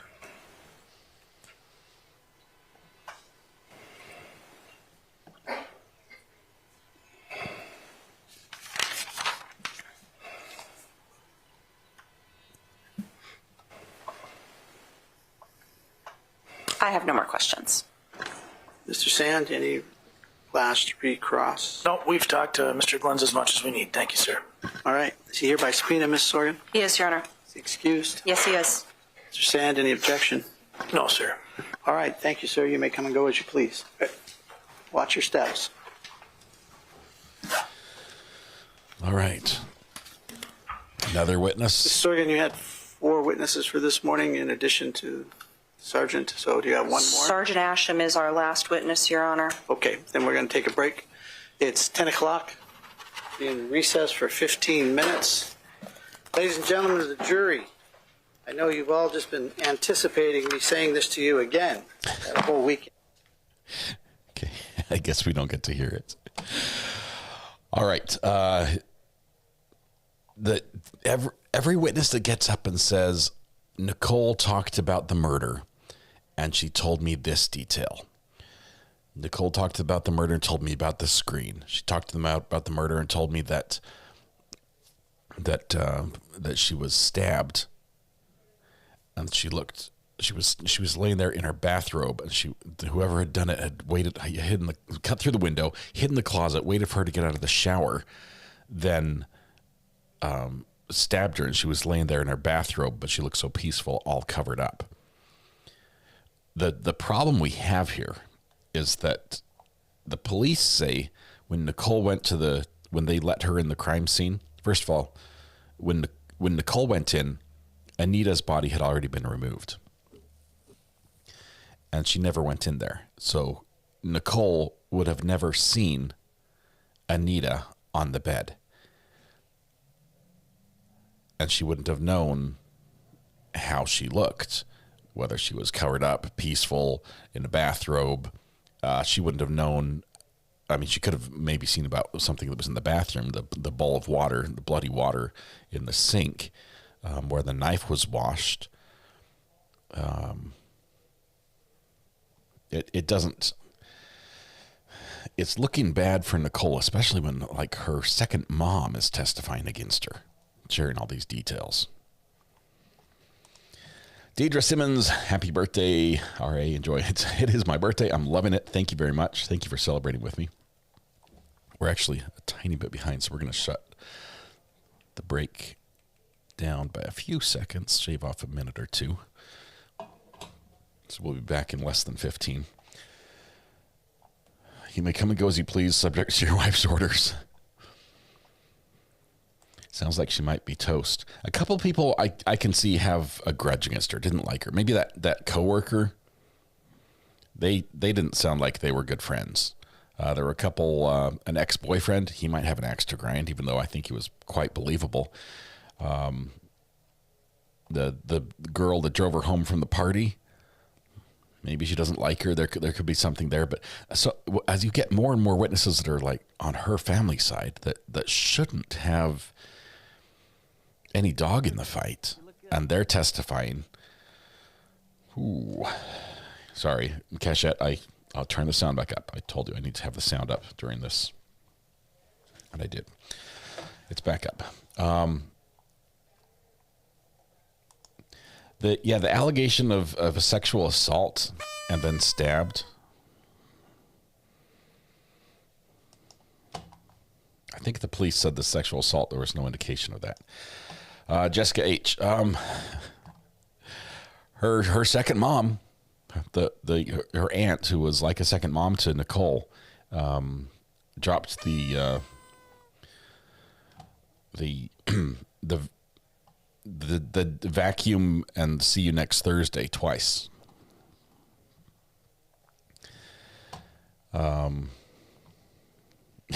So that happened. Yeah.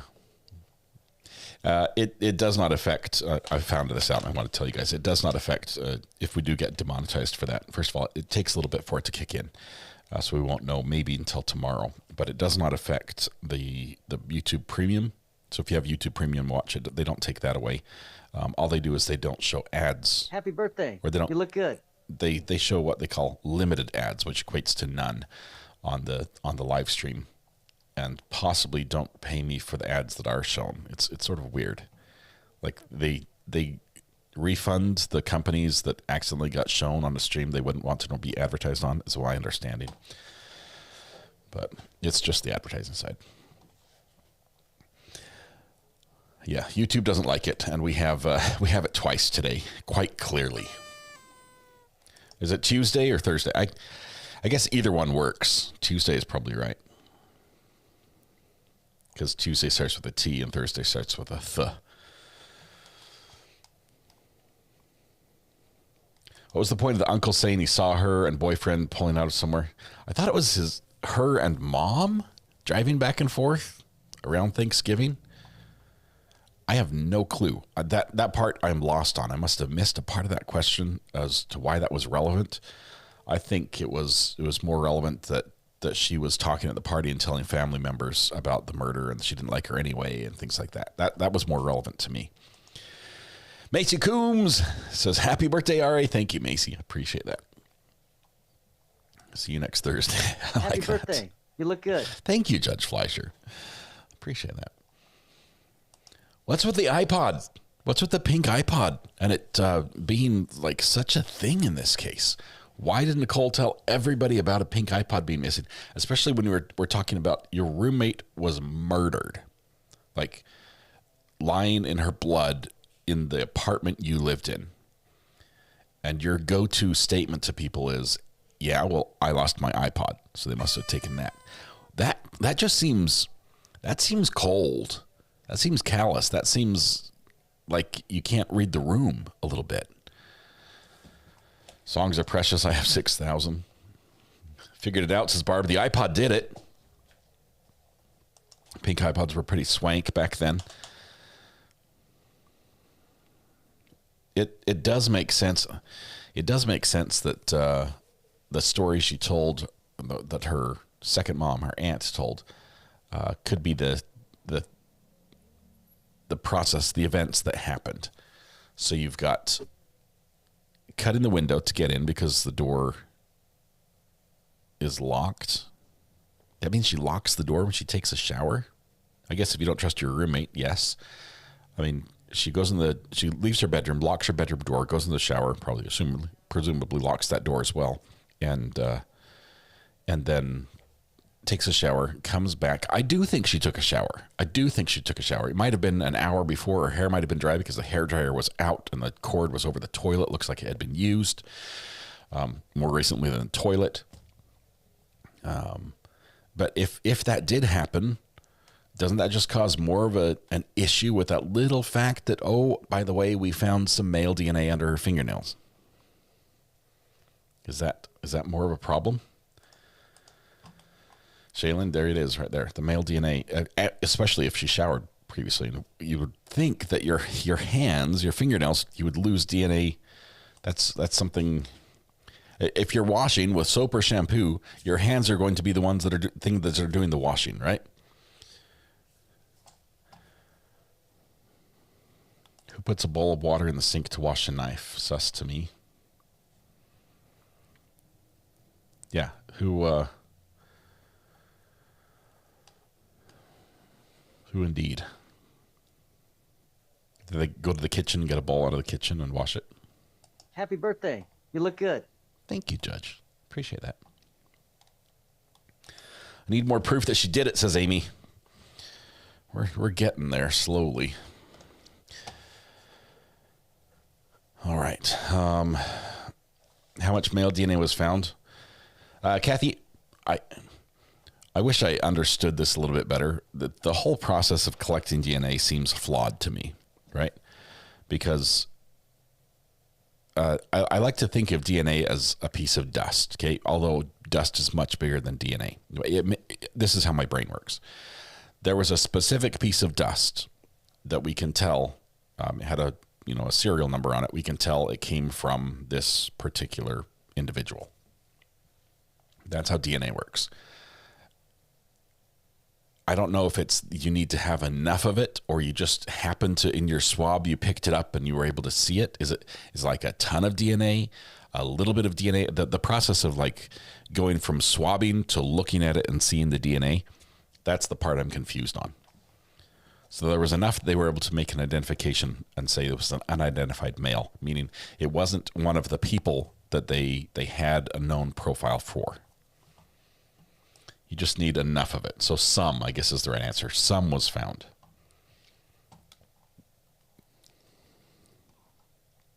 If you don't want blood evidence in the drain, you use the bowl. She's got a big mouth and it's catching up with her.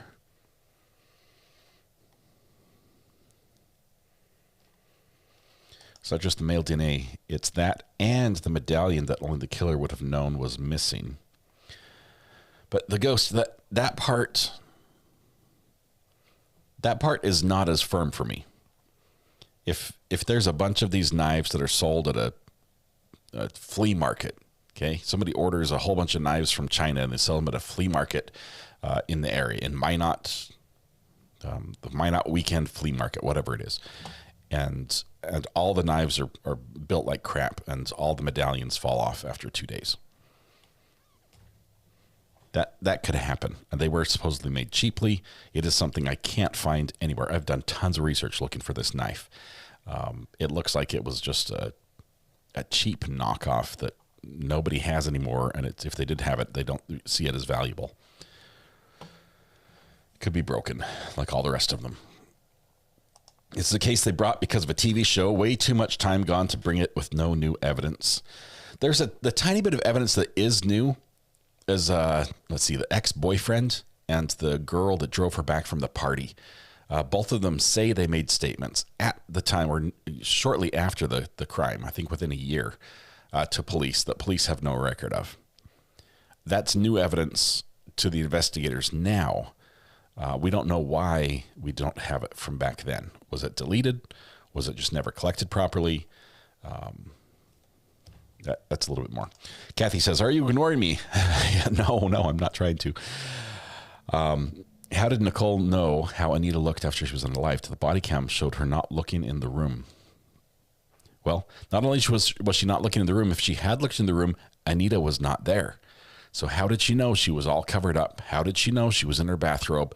How did she know she was stabbed, with the knife and the bowl? And there's a lot that she should not know, that she apparently did. I think the judge must be aware that we're counting his hammer of justices, because he's been very, very calm today. Very little justicing going on. Thank you, Tumwater Troy. Appreciate it. Virginia wants a cupcake so bad. Virginia, they were so good. I don't mean to rub this in.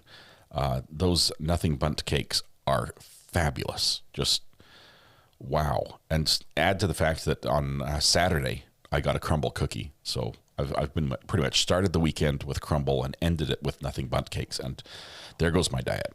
So that's good. Let's see. Maybe the relationship was strained, but there isn't enough for me for guilty. This reminds me of Melody Ferris' trial. The DNA under her fingernails speaks the loudest to me. Male DNA is too sus.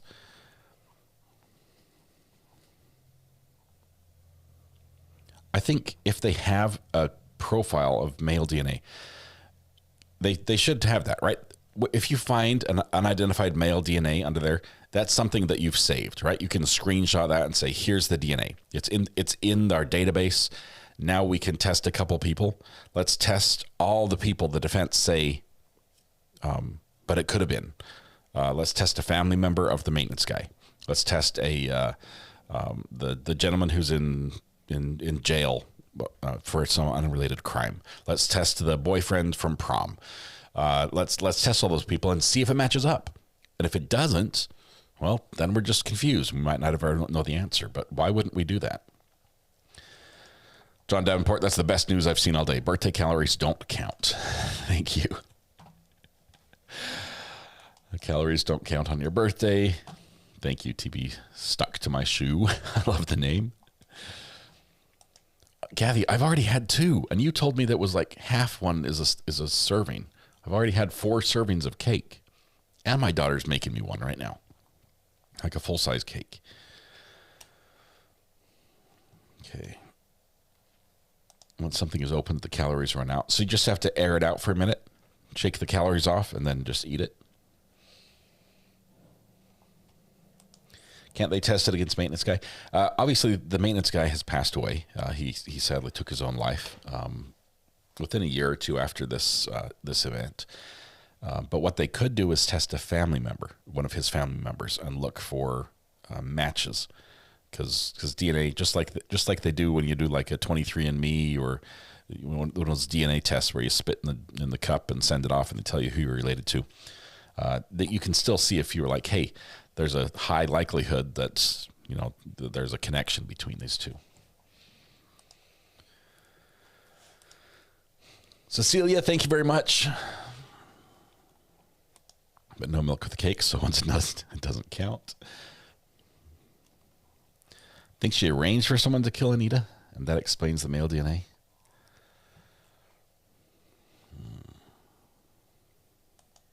I don't know, who would it be?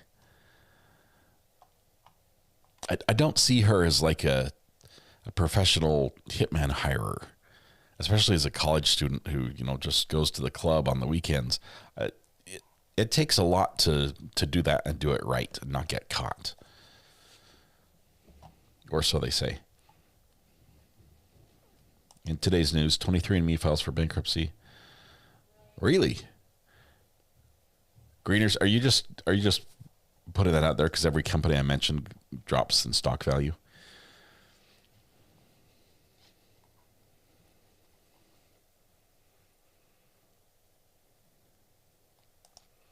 Yeah, Katie Buggets, this is going to be a circumstantial case. That's going to pretty much how it's going to be. They don't have a smoking gun.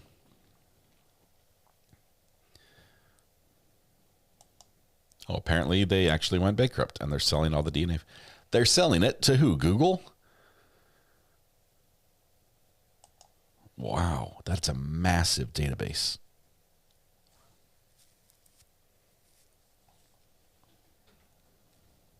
Okay, we might be coming back. The curtains have parted. The judge has appeared.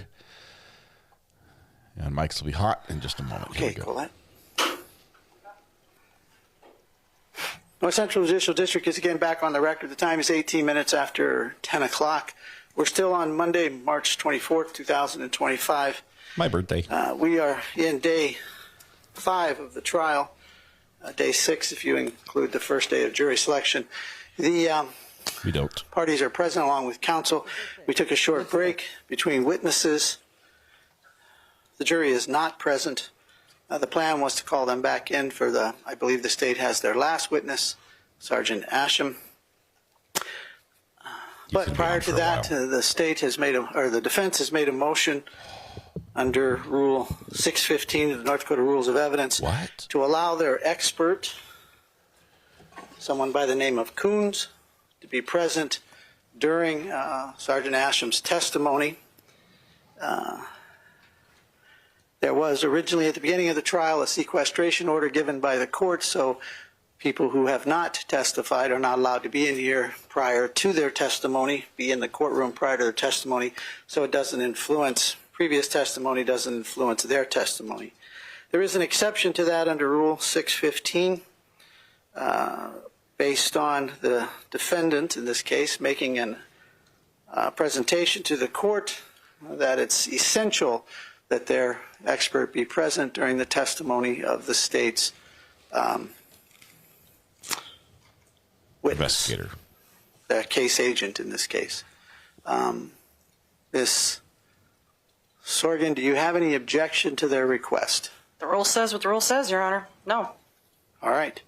Again, I think I am required, however, Mr. Sand, to have you put on for the record the reason why this party, why it is essential to your claim or your defense that this party be present. Who wants to do this? Yes, Your Honor. Mr. Collins has been hired as a criminal investigation expert by the defense. He's gone through the entire record. He will be, Ms. Rice has the right to present the defense. He's essential to the defense because he is going to testify regarding law enforcement's investigation in this case.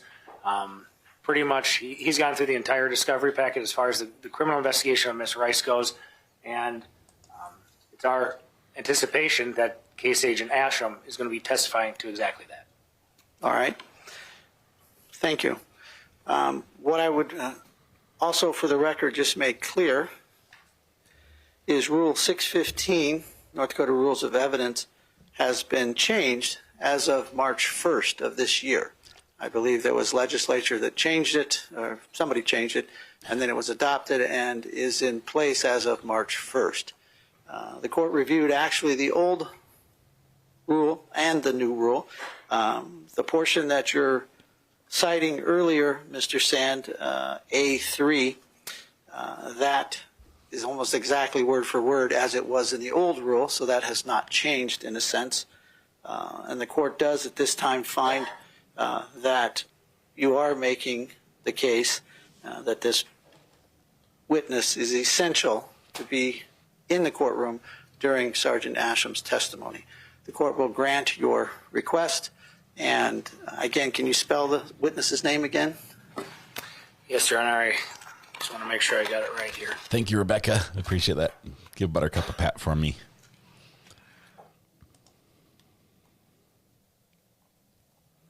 Name is James, James. Middle name Douglas, Douglas. Last name Kuhns, Kouns. All right. Thank you very much. Thank you. Witness Kuhns will be allowed to be in here during Sergeant Asham's testimony. Anything else with regard to that motion then, Mr. Sand? No, Your Honor. Just for the record, Mr. Kuhns has now entered the courtroom. Okay. Ms. Sorgan, anything else with regard to that motion? No, Your Honor. All right. Then granted. Anything else then before I bring the jury back in, Ms. Sorgan? No, Your Honor. Mr. Sand, anything else before I bring the jury in? Nothing, Your Honor. All right. Bring in the jury, please. This witness was already going to testify. The only thing that motion did was allow him to be in the courtroom while the investigator testifies. And it's pretty normal in other states to allow, or in other cases, to allow your experts to sit in throughout trial, to be exempt from the sequestration rule. So the reason why it happened this way now is because they had invoked the sequestration rule and had not previously identified this expert witness as one who needs to be exempt from it. So they had to handle it this way. Defense fought it a little bit at the beginning, but the rule is what the rule is, and he's going to be coming in. So thank you to everyone who's hit the like button. That's about how many times I've been wished happy birthday today. No, my fault. I gave you 15 minutes, and then I took it back. Apparently, you don't get 15 minutes. Thank you very much. The like button is helps out the channel immensely. Alexis, thank you very much as well. Jen, I haven't done the math. It's right around there. I'll tell you, Kate, I was born in 77. How old does that make me? Somebody do the math for me, because I'm too old to math.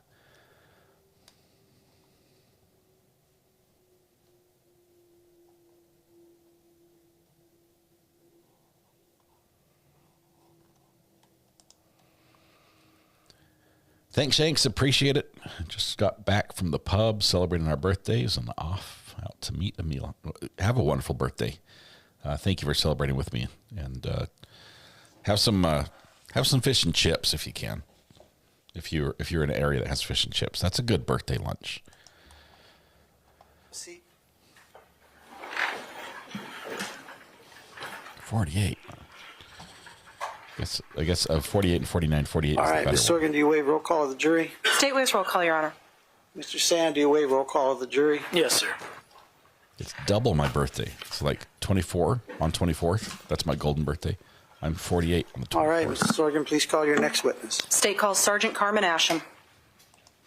Okay, guys, buckle up. This is going to be a long witness, and it's going to be a lot of detail about the crime scene investigation. Do you solemnly swear to tell the truth, the whole truth, and nothing but the truth, so help you God?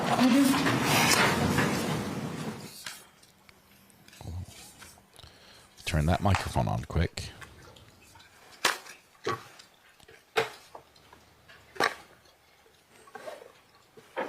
You may proceed, Ms. Sorgan. Thank you, Your Honor. Would you please state your name for the record? Carmen Asham. And please spell your first and last name. Carmenasham. You are the state's case agent in this matter, is that correct? Correct. Where are you employed? City of Minot Police Department. In what capacity? Currently, I'm a sergeant in the investigations division. How long have you held the rank of sergeant? Since June of 2023. And prior to that, what was your rank? Master officer.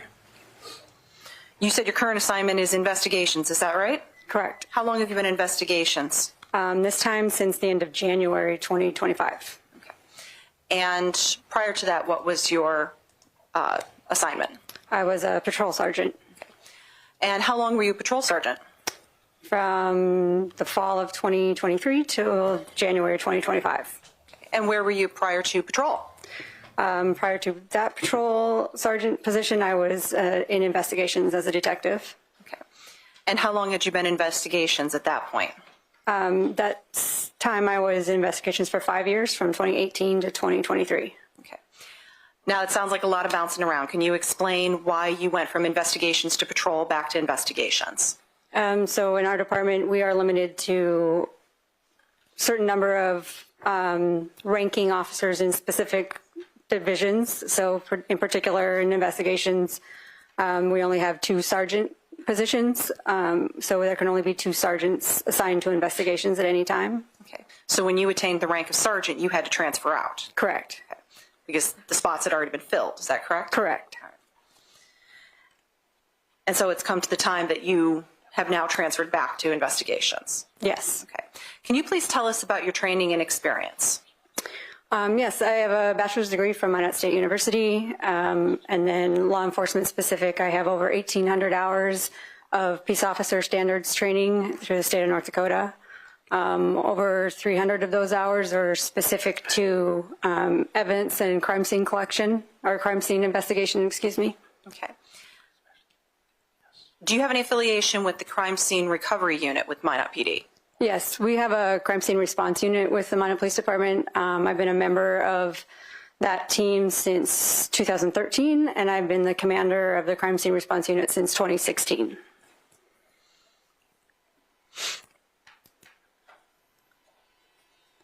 What kind of cases do you usually investigate?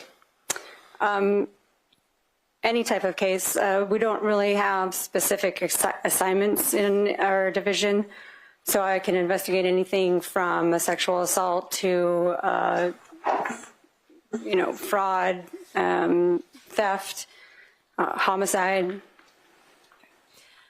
Approximately how many homicides have you investigated during your career? I've been the lead detective on, I believe, 3 homicides, and then I've been involved in anywhere to 5 to 8 additional that I've been involved in as the crime scene unit. Okay. You were assigned as an investigator on this case, is that correct? Correct. Okay. When did you receive that assignment?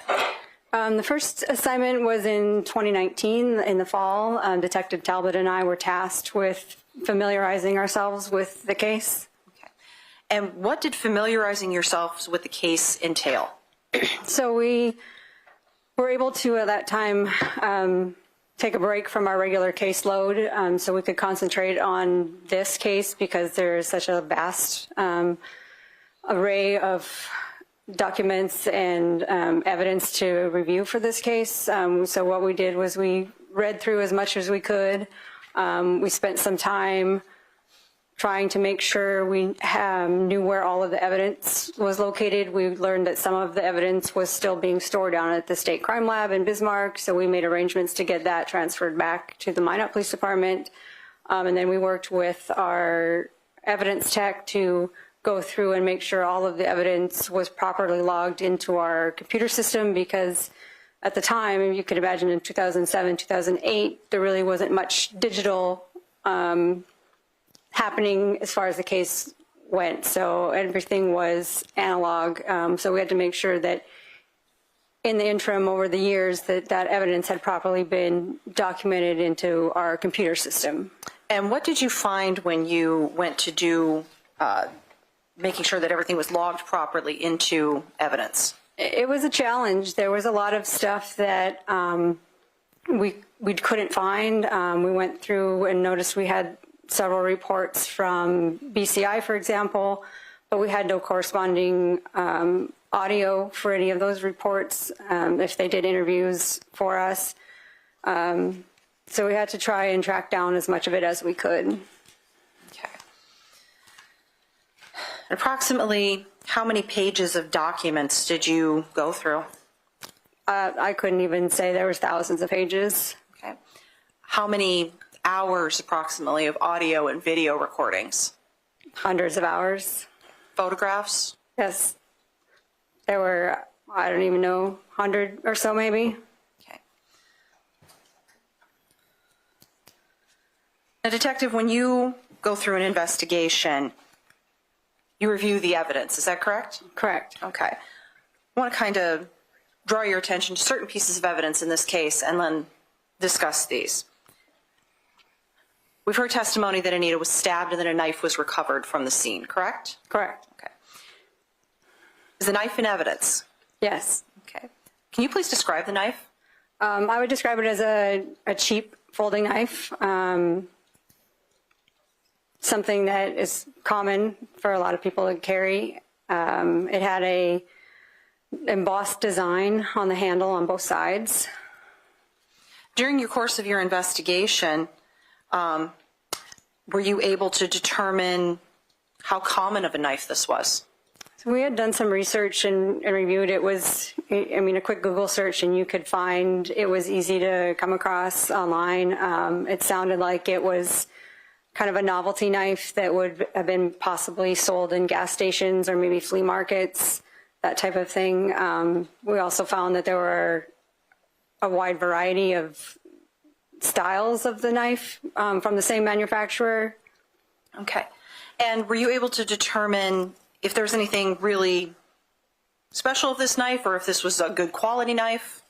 No, it wasn't particularly expensive or unique in any way. And to be clear, when I say the knife is in evidence, it's being housed at Minot PD, is that right? Correct. Okay. And where in Minot PD is it being housed? Our evidence storage is in it's a secured, fenced-in area, I guess, in our garage bay, that it's fully secured and only accessible by the evidence clerk. Okay. Is it monitored by cameras and? Yes. Okay. We've also heard some testimony about the screen. During the course of your investigation, what did you learn about where the screen was originally on the morning of June 4th, 2007? We learned that Marty Annell, in his statements, he said specifically... Objection, hearsay, Your Honor. Your Honor, we've heard numerous testimony about this already. How was it less? Yeah, I'm going to give a little leeway here, Mr. Sand, Okay. so your objection's overruled. Try to keep it tight, Ms. Organ. Yes, Your Honor. He stated that the screen was recovered out of the window of the apartment. Okay. Now, Sergeant Asham, you're familiar with the crime scene video for this, of the apartment, correct? Correct. Okay. You've watched that? Yes. You were in court when that was viewed as well? Yes. Okay. And you're also familiar with the crime scene photographs, is that right? Yes. Okay. Would you describe the condition of Anita's bedroom, particularly with regards to the area around the window? Yeah, it was a particularly small room. I mean, the apartment itself was pretty small. Her bedroom was maybe 9 feet by 10 feet, approximately. She had her single bed in the corner, which was in the southwest corner of the room.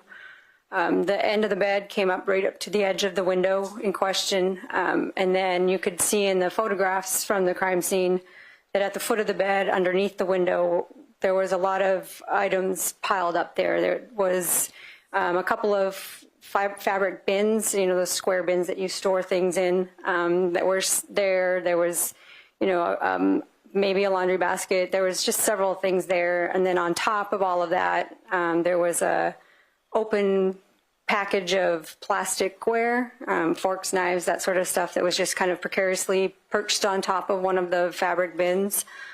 So all of this stuff was just on the floor at the foot of the bed, right underneath the window. Okay.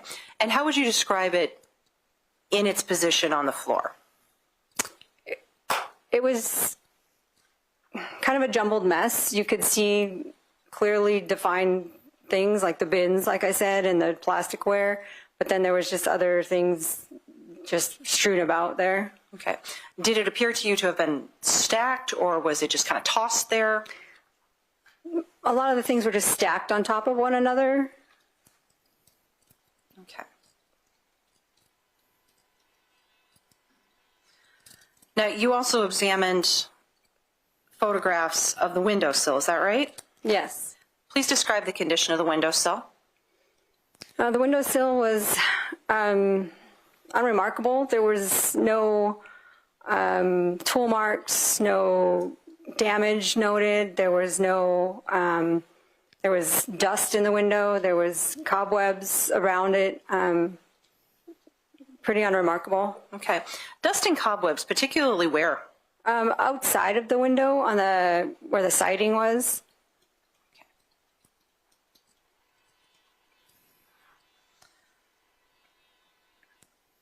Now, Detective, you also had an opportunity to review the video of the reenactment, is that right? Yes. Okay. And were you able to see the damage to the screen that was caused in the test, on the test screen in that video? No. Okay. How would you compare the screen from the test video with the actual screen that we saw in the photographs that were provided? Your Honor, my understanding, she just said no, and I don't understand the follow-up question. He's right. Ms. Sorgan. I'm going to back up a little bit then. Reestablish there. Okay. Sergeant Asham, you were able to observe the screen in that video, correct? Yes. All right. And were you able to see the condition of it from that video? Yes. Okay. Did you then compare the condition of that screen to what you saw in the photographs of the screen that was actually provided by Marty and Al? Yes. Okay. How do the two compare? The actual screen from the crime scene was more damaged than the screen from the reenactment video. Okay. And what did that tell you? Whoa. That, to me, the damage was most likely not from the same activity that was portrayed in the reenactment video. Did you say that the wrong way? Okay. The actual screen from the crime scene was more damaged than the screen from the reenactment video. Sergeant Thompson trying to get in and out of that window, correctly? Yes. Okay. How would you describe his actions in getting in and out of that window? She said it wrong. Clumsy. That's huge. Did you have an opportunity to observe the actual screen? Yes. Okay. What was your understanding of the cut to that screen? The understanding to me, and as it was described, as the cut was the shape of a backwards L if you were standing outside the window looking in. Okay. What, if anything, was in that cut? Reports from the state lab after that was sent to them indicated that Anita's blood was found in the cut of that screen. Okay. What does that indicate to you? To me, that tells me that that cut was made after the stabbing. Okay. And what does that tell you about the point of entry? That was not the point of entry to the apartment.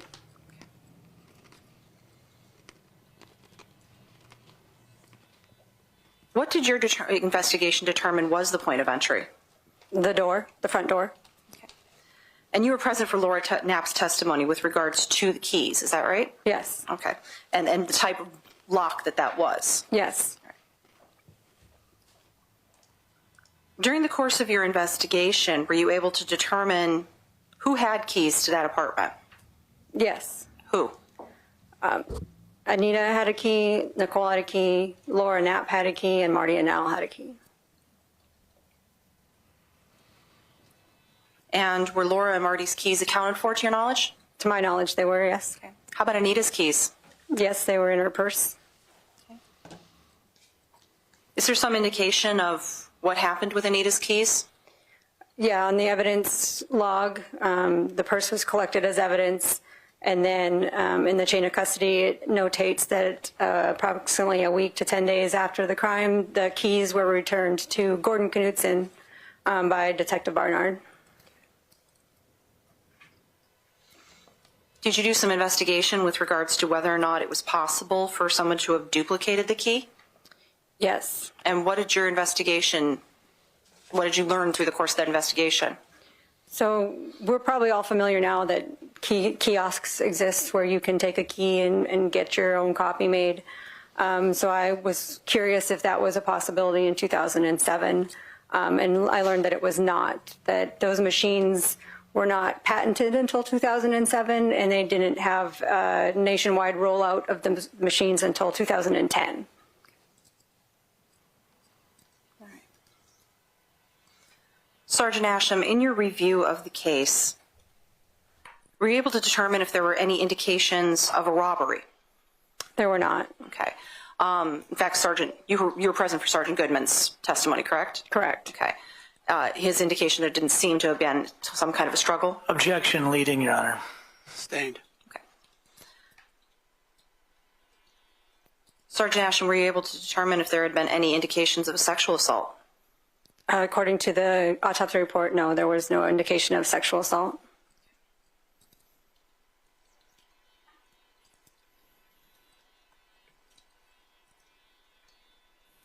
Now, a lot of what you poured over in review was reports of past officers. Is that right? Correct. Okay. Do you know approximately how many people they interviewed? Hundreds of people were interviewed. What other investigative tools did officers use? In addition to the interviews they did, they took DNA samples from many of the people. Okay. Approximately how many people did they take DNA samples from? Around 60. I know it was over 50. And do you know if the crime scene was dusted for fingerprints? Yes. Okay. So particularly in what areas? From the photos, I saw that the window, around the window, was dusted for fingerprints. Okay. Were there any usable prints to your knowledge? There were not.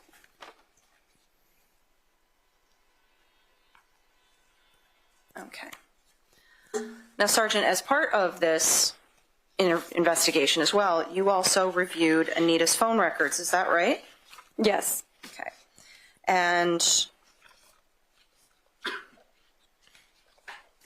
that was mostly from an analysis of her phone. Is that right?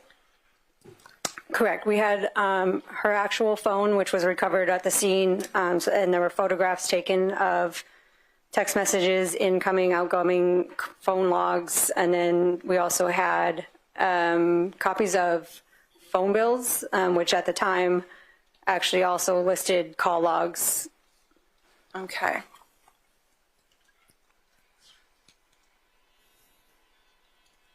Permission to approach the witness, Your Honor? You may.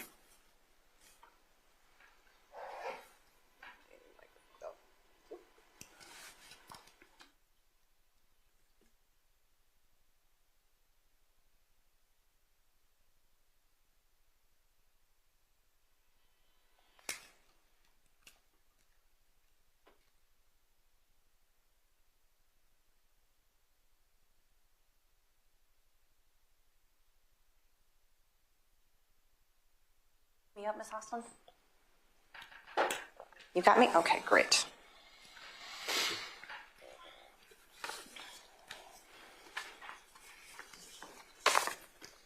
Now, Sergeant, I need to refer to my notes so that I make sure that I've got the right information here.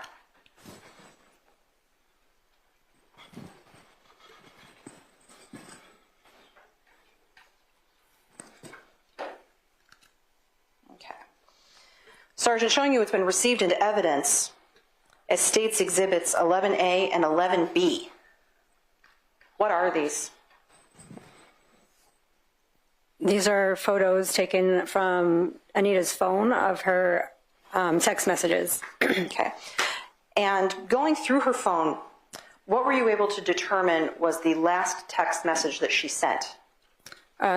That would be this one marked 11A, where she sent a text message that said, "I didn't know what to say to it." And do you know what time that was sent? That was sent at, I believe it was 4:49 a.m. or about that time on Sunday, June 3rd. Okay. What is 11B? 11B is a message that she received that was received at 4:53 a.m.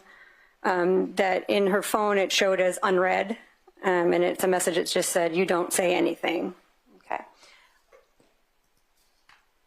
Had all of her prior text messages been read before that point? Yes. Okay. Was that the first unread message? Yes. How would you describe Anita's text activity in the early morning hours of June 3rd, 2007? It was consistent. There were no gaps. It seemed to be on par with other days of text messages that were on there.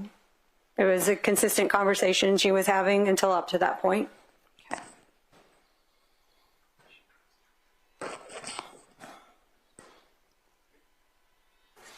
Okay. Sergeant, did you also analyze or look at Anita's phone activity, her actual verbal communications on the phone? Yes. And what did you find? I saw that she had a phone conversation that lasted 10 or 11 minutes, just a little bit before 2 a.m. on Sunday, June 3rd. Okay. And did you contact the person with whom that phone call occurred? I did have contact with that person, and he had also been interviewed previously in 2007. Okay. And what did you learn from police making contact with that person? So that individual was Ryan Ackland, who was her California boyfriend that her family had testified about earlier, and he had confirmed that he had spoken with her. Okay. Did you learn whether or not he recognized her voice? Yeah, it appeared to be. Okay. Now, we've also heard testimony that Minot PD involved the FBI. You're familiar with that? Yes. Okay. And how is it that you were familiar with that?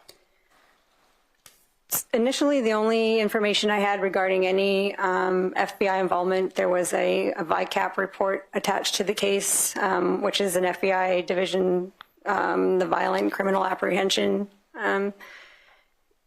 But then in, I think it was August of 2022, a local FBI agent reached out to me to let me know that Mr. Becker, who had been Ms. Rice's attorney at that time, had reached out to them looking for some possible reports from the FBI involving the BAU, or the Behavioral Analysis Unit.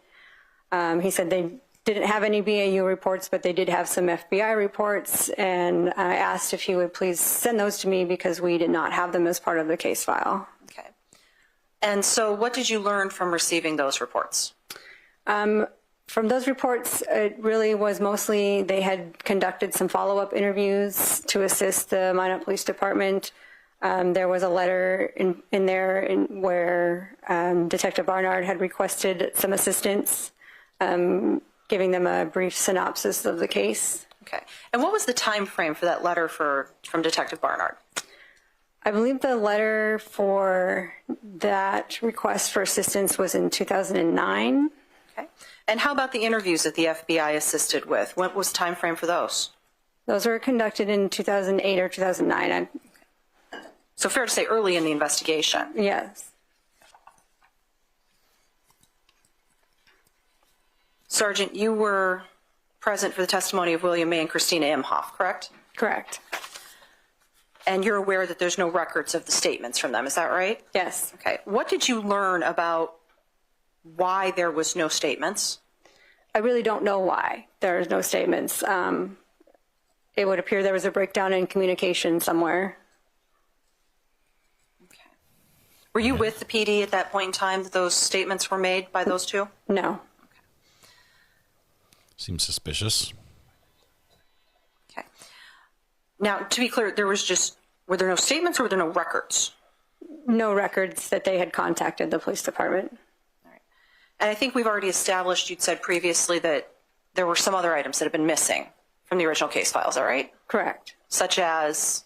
Audio recordings of interviews. Okay. That were conducted by BCI and? Correct. Other agencies, okay.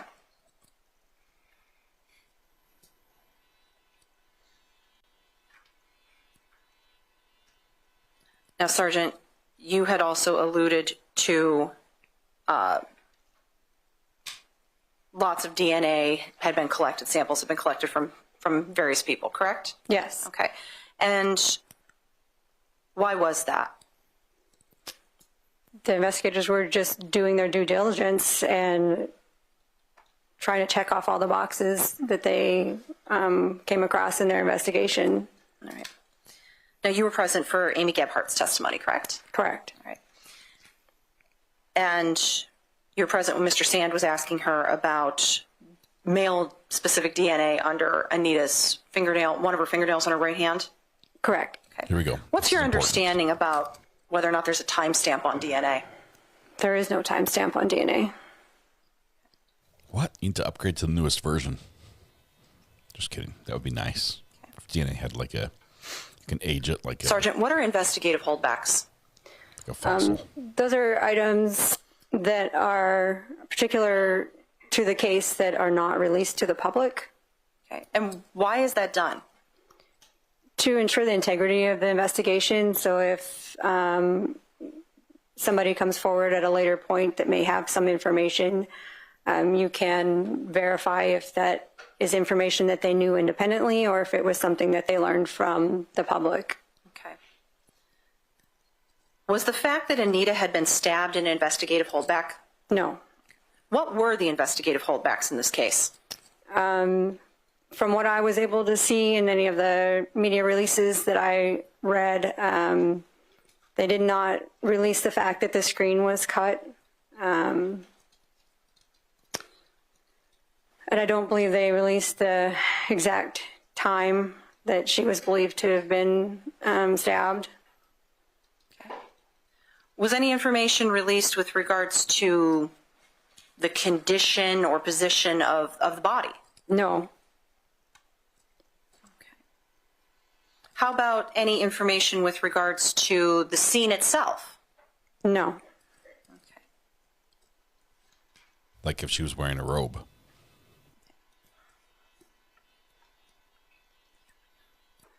Okay. How about how Anita was dressed? No. Not released? Not released.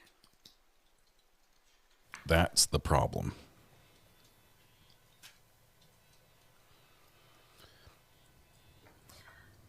Now, Detective, Sergeant, you were able to go through Anita's text message history, correct? Correct. Okay. Who had she been texting with shortly before her death? Michael Van. Okay. Is that the individual known as Money Mike? Yes, it is. Okay. And generally, what was the content of those conversations? It was just kind of a friend relationship. I think they kind of were talking about, maybe moving beyond friendship, but nothing really intimate. Okay. Did he and Anita exchange what they were doing at that point in time? Yes. Okay. And what did she say that she had been doing? She had made mention that she was feeling ill, and she was either going to take a bath or a shower to maybe feel better. Okay. And was there any kind of physical evidence that Anita had taken a shower? No. Okay. So that was pieced together from text messages, is that right? Correct, yes.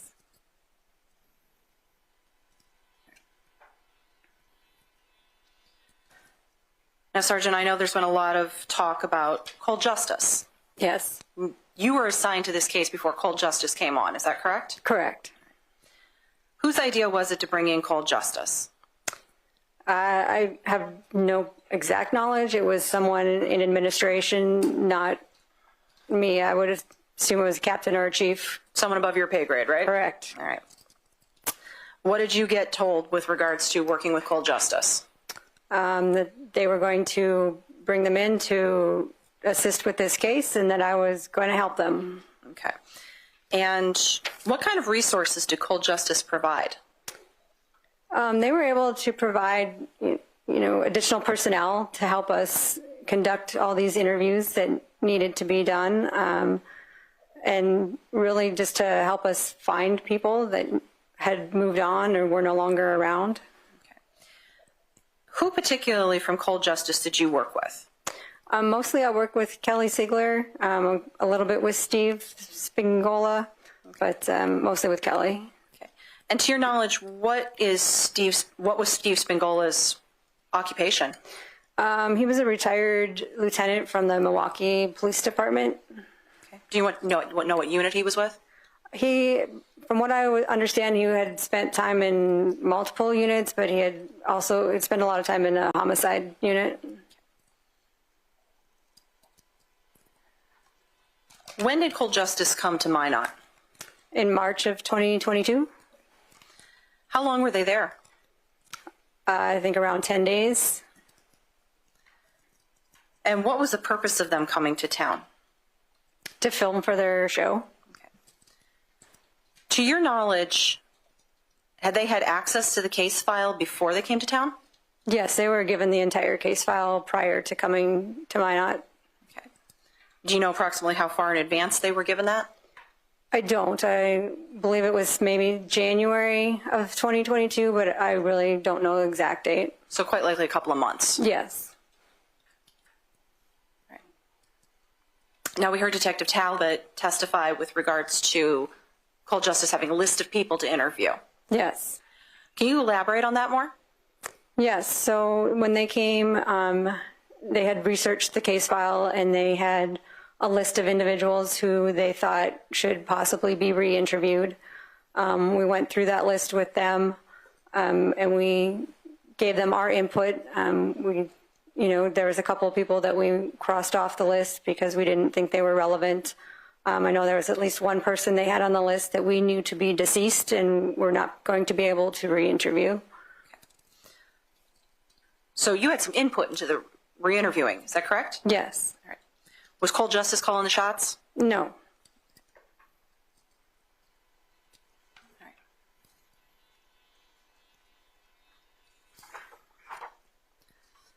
Now, as particularly with regards to homicide investigations, you review the evidence, then what step do you take? You have to, it's like a puzzle. You have to go through all of the pieces that you're given and figure out how they fit together and what is extraneous information that doesn't fit into the puzzle. Okay. And that happens, is that correct? Yes. Okay. Minot PD, did you receive a number of false leads? Yes. Quite a few, in fact. Yes. Okay. Did you review all of those again? We reviewed them as much as we could. The ones that we believe may have needed more follow-up. Okay. Were those followed up initially in the initial investigation from what you could review? To the best of my knowledge, yes. Okay. Were persons of interest identified in this case? Yes. All right. Could you please tell us who those persons of interest were? Excuse me. They had identified Marty Annell as a person of interest, Nichole Rice, or Thomas at the time, as a person of interest. They thought Tyler Schmaltz was a person of interest. They thought Michael Vann was a person of interest. There were multiple. Okay. I'd like to go through these people one by one. Actually, first off, let me ask, what is a person of interest? A person of interest is just someone that you have identified that has a link in some way to this person or this case or this incident, and you need to investigate and decide if there's any evidentiary value to raise them to the level of a suspect. And what's the difference between a person of interest and a suspect?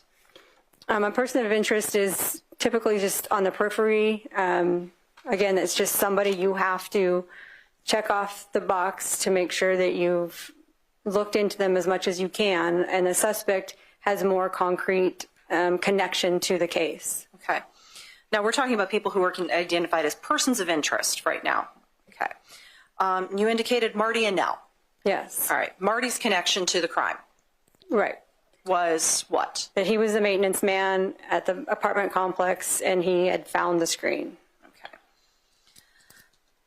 Thank you so much. And how did law enforcement find the screen? Marty told them about it and took them to it. Okay.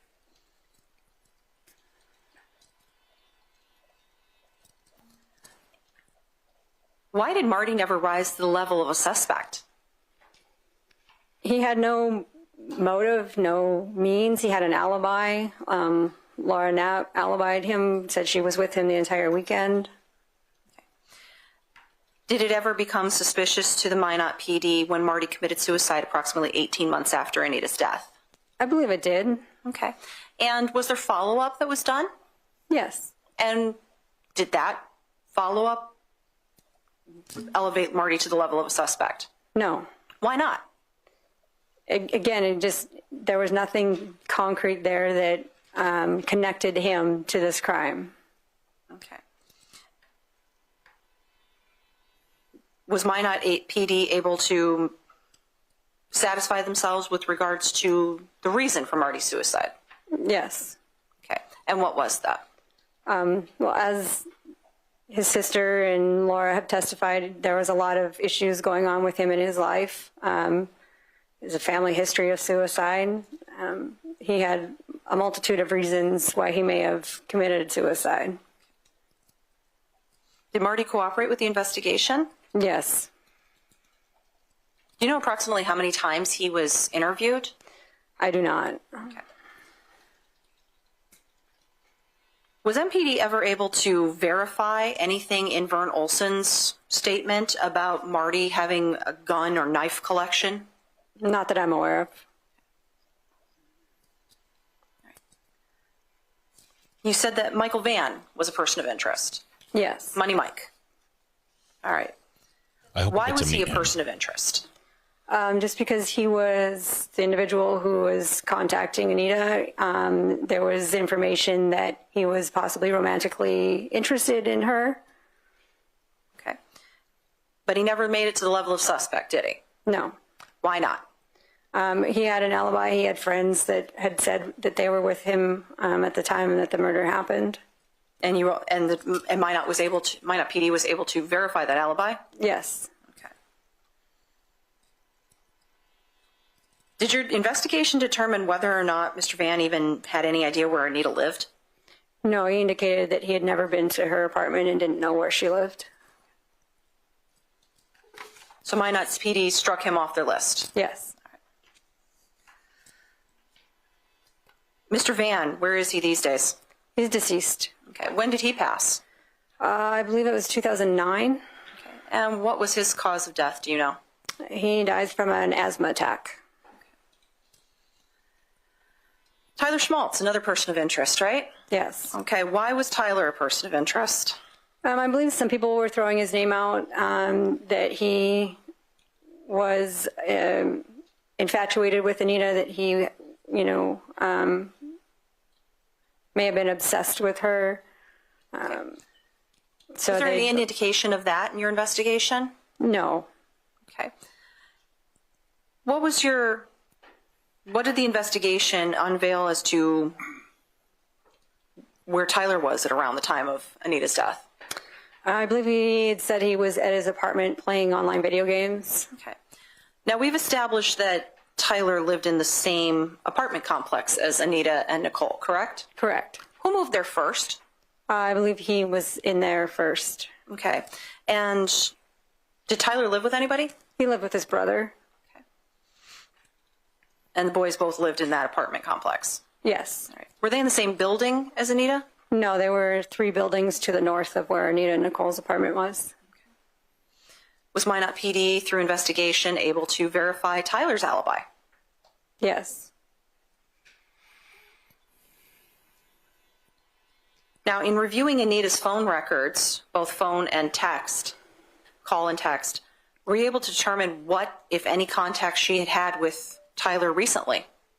I didn't see any contact with Tyler in her phone. Okay. It had been quite some time since they'd spoken. Yes. All right. You were present for questioning that involved a man running, right? Correct. All right. What do you know about this runner?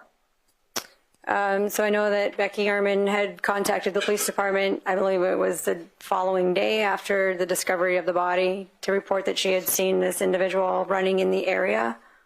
Okay. And what came from that lead? So she provided a description. Eventually, the police department enlisted the use of a sketch artist to create a sketch of what this person looked like. That was released to the media. And then subsequently, an individual came forward and said that, hey, that looks like me, and I was, in fact, running in that area on that date and time. Okay. You observed the sketch, is that right? Yes. Okay. Can you describe the person in the sketch? To me, it looked like a possibly Hispanic male, short hair. Okay. And did the person who came forward match that description? Yes. Okay. And were you able to determine if that person had any involvement whatsoever with this case? He did not.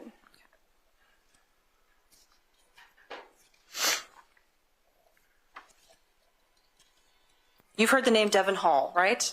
Yes. And you've heard the name Jerome Vivier, right? Yes. Okay. What is your understanding of Minot PD's investigation of those two? So early on in the investigation, like I said, they were following as many leads as they could. And when police had contact with Devin Hall on June 11th, which was just over a week after this homicide, they determined they should look into him as he was possibly a person of interest. Okay. And what did that looking into him involved? He was interviewed. His family, friends were all interviewed, and they went out to Wolf Point, Montana, where he was from, and interviewed individuals there. Okay. Now, you said that Devin Hall was looked into for a break-in on June 11th. Is that right? Yes. Where in the city did that break-in occur? That was on Sioux Street. Is Sioux Street anywhere near Northgate Apartments? No. What was, to your understanding from the investigation, Devin Hall's condition when he was arrested? He was intoxicated. Okay.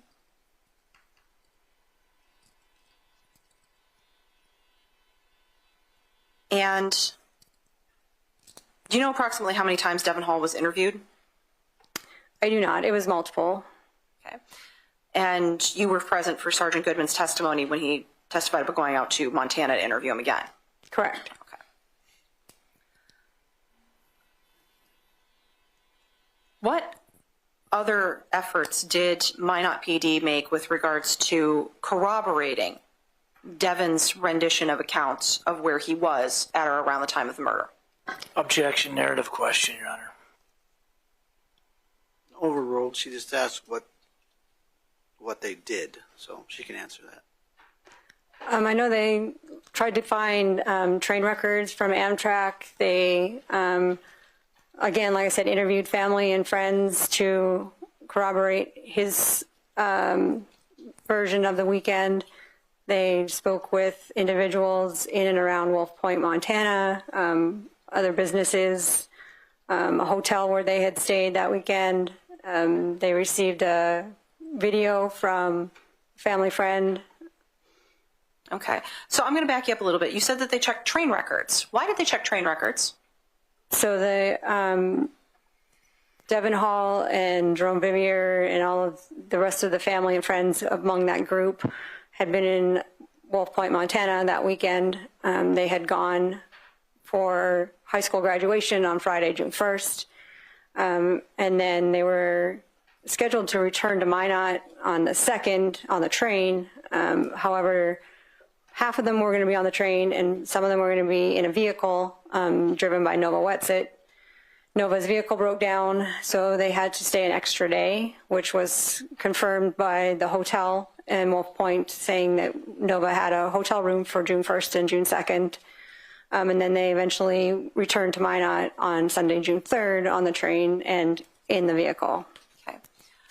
Was there anything else that was corroborated by the hotel?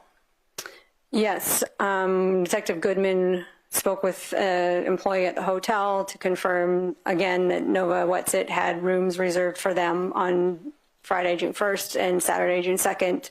And the hotel employee also commented that he had to call the police on Saturday night, June 2nd, because the boys had broken into the kitchen at the hotel. Okay. So they did what? Was Sergeant Goodman able to corroborate that police contact? That I'm not sure. Okay.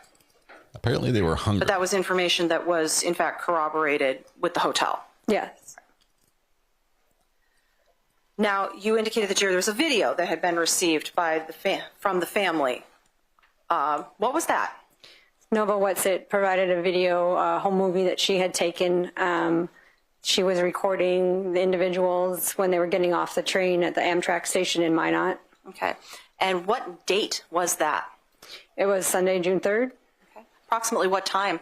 The train would have gotten in a little after 9 p.m., 9:20-ish. Okay. And what family members got off that train? There were several. Devin Hall was one of them. There was an Alyssa, Jake, and I'm sorry, I don't remember all of the names off the train. Now, you're aware that Jerome Vivier had an arrest, is that right? Yes. Okay. For GSI. Do you remember the date of that GSI? It was May 20th of 2007. Okay. So Jerome would have been on bond at that point in time. Is that accurate? Yes. Are you aware of him leaving the state following that bond order? Yes. And what did your investigation uncover with regards to whether or not he could leave the state? His attorney had petitioned the court to allow him to leave the state so he could attend his graduation in Fraser, Montana, and the judge granted that.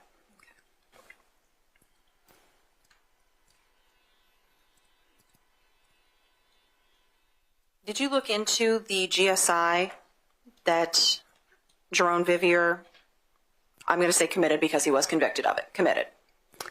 Just briefly, I don't know many of the details of it. I only know that the victim in that incident was a relative of his cousin, I believe.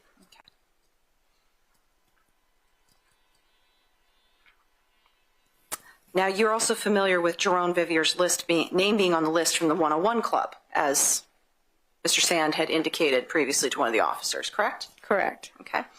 Were you able to determine if he and Anita were at the 101 Club on the same evening? According to that list, they were. Okay. Were you able to determine if they came in at the same time? I believe the times were not the same. They were off by a half hour, maybe an hour. Okay. And how long before Anita's murder was that?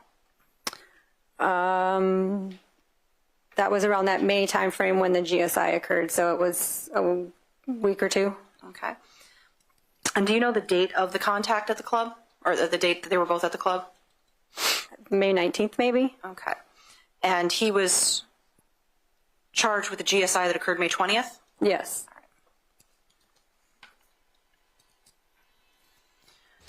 GSI Were you able is a term to, did the investigation determine whether or not Jerome had any gross contact sexual with Anita at Club 101?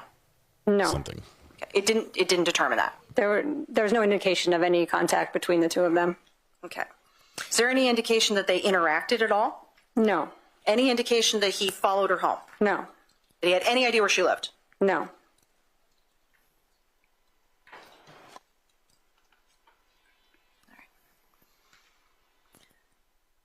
Yeah. That's Now, it, we've right? heard a lot about this GSI. knife and Devin Hall's connection to it. Yes. Okay. What did the investigation determine with regards to that knife and Devon Hall's connection? So he had at one point said he had a knife like that, that he had taken from Jerome Vivier in Wolf Point, that he had it for maybe a day and then he gave it back or left it in Jerome's house in Wolf Point. Other individuals and family members of his had stated it was a knife similar to the one recovered in this case. Okay. Similar? Yes. Okay. How did it differ? The design on the handle was different. Okay. Did there come a point in time that MPD was able to actually definitively state that that wasn't the same knife? Yes, at some point in time, I believe it was Nova Wetzel, had turned over a knife to the police department that was the knife that they were all referring to, which had a completely different design on it. Okay. And what did she do with that knife? She turned it over to the police department. Okay.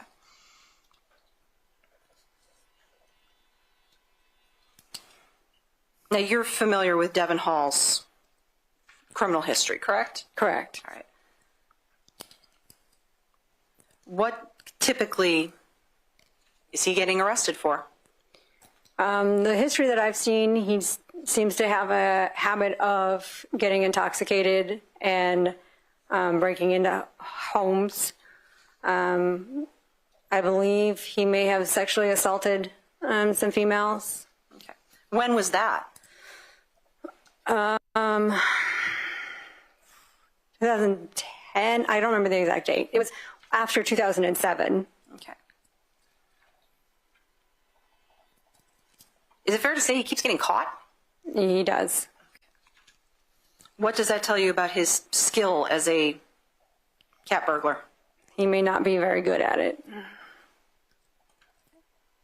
Now, you indicated that when he was arrested on June 11th, 2007, he was highly intoxicated. Yes. Okay. Can you be more specific? Well, I wasn't present. I'm only going off of the reports that I read for that case. He was staying in an apartment with Nova Wetzel on Sioux Street. I believe her apartment was in the 800 building, Sioux Street. And then the building that he was arrested for breaking into was the 804 building, which is directly behind the 800 building. So it appeared that he was just intoxicated and ended up going into the wrong apartment. And he was found with a knife at that apartment, wasn't he? Yes. What was your understanding of where he got that knife from? So reading the report, he was found in one apartment, and the homeowner there chased him out of the apartment, and then another tenant in the building actually followed suit. They chased him down, and there was a brief altercation somewhere. He then ran into the building and entered a different apartment, where he was later found hiding in a closet with a kitchen knife that he had grabbed out of the kitchen in his pocket. Okay. Do you have any idea where he was? He thought he was in Williston. He kept calling the police officers Williston pigs. How far from Minot is Williston? It's about a 2-hour drive. During that time that he had broken in on June 11th, did he injure anybody? No. Okay.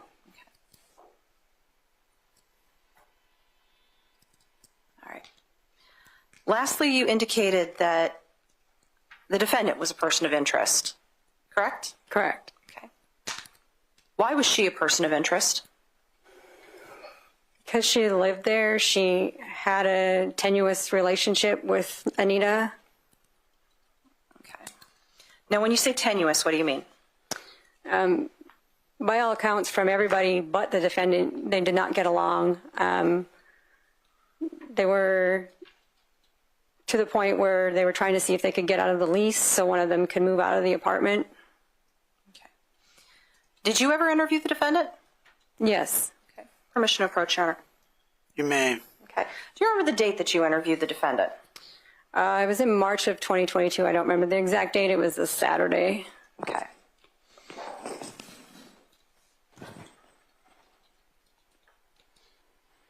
Detective, I'm showing you, or Sergeant, I'm sorry.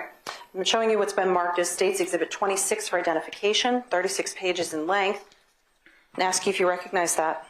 36-page interview. It's not really long.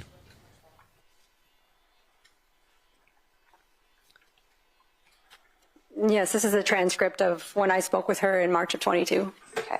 Now, aside from some redactions required by law, is that a fair and accurate transcript of your interview with Nichole Rice? It appears to be, yes. Okay. State moves to introduce Exhibit 26. Mr. Sand? May I approach briefly, Your Honor? You may. Mr. Sand yells from the back of the room, May I approach briefly, Your Honor? Thank you, Mary Tedeschi and Selena K. for the gifted memberships. Very generous.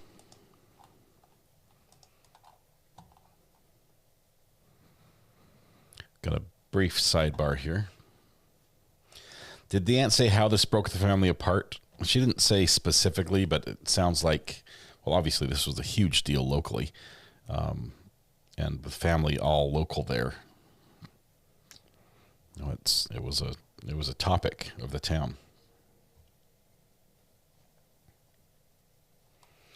So the guy with the SA burglary and knife history isn't suspicious. No. I think he has a pretty good alibi. He was somewhere else, right? Plus his knife doesn't match up.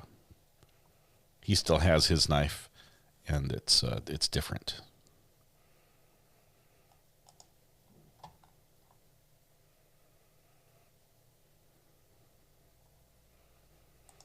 Family members take sides, as they have in this one with the aunt and the uncle.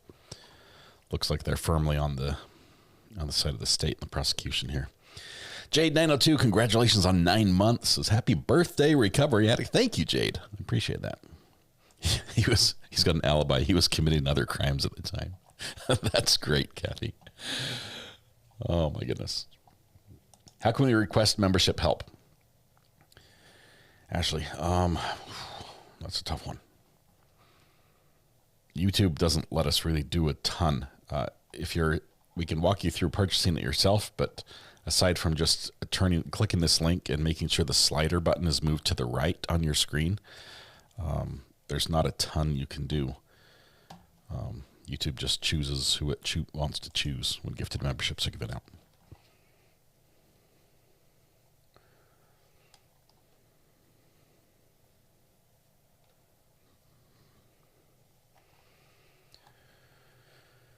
One suspect has robbery in GSI. The other one, well, she lived there.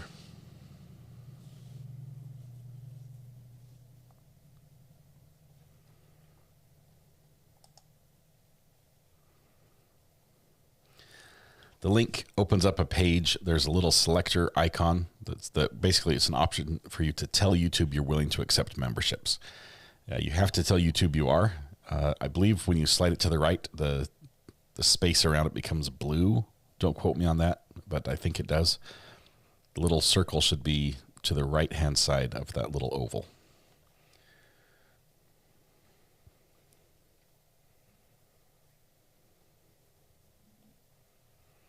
I'm demonetized if I count cake calories on my birthday. I know. They are so good. Apparently, I have like 4 different varieties that Josh sent. Josh and Tiffany. Yeah, from Courtroom Confidential. And I've only tried 2 of them. So my wife came in and said, do you want us to save 2 of them for you? I'm like, yeah, sort of. I know I'm on a diet, but yes, I want to try all 4. They are so good. Aunt Toots, will defendant testify? I don't think it will do any good. I don't think it will help her. I don't think this one is the one where she needs to testify. They need to focus on, as far as defense, they need to focus on all the other reasonable doubt as much as they possibly can. Plaintiff's Exhibit 26 as requested. No objection, Your Honor. All right. Plaintiff's Exhibit 26 is received without objection. Thank you, Your Honor. Sergeant, I'm going to hand you State's Exhibits 26 19,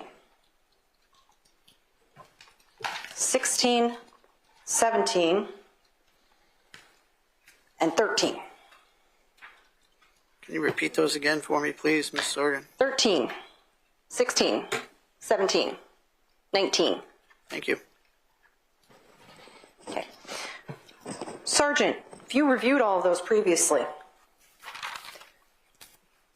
Yes.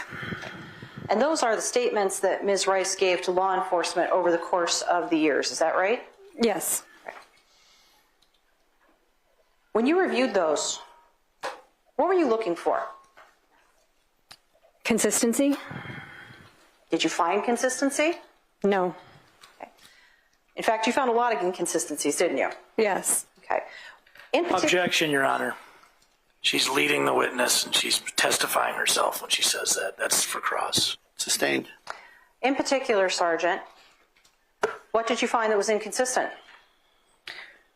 Her statements about her whereabouts the weekend of the murder. Okay.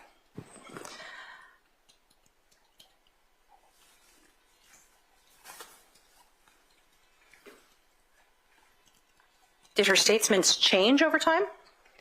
They did. Okay.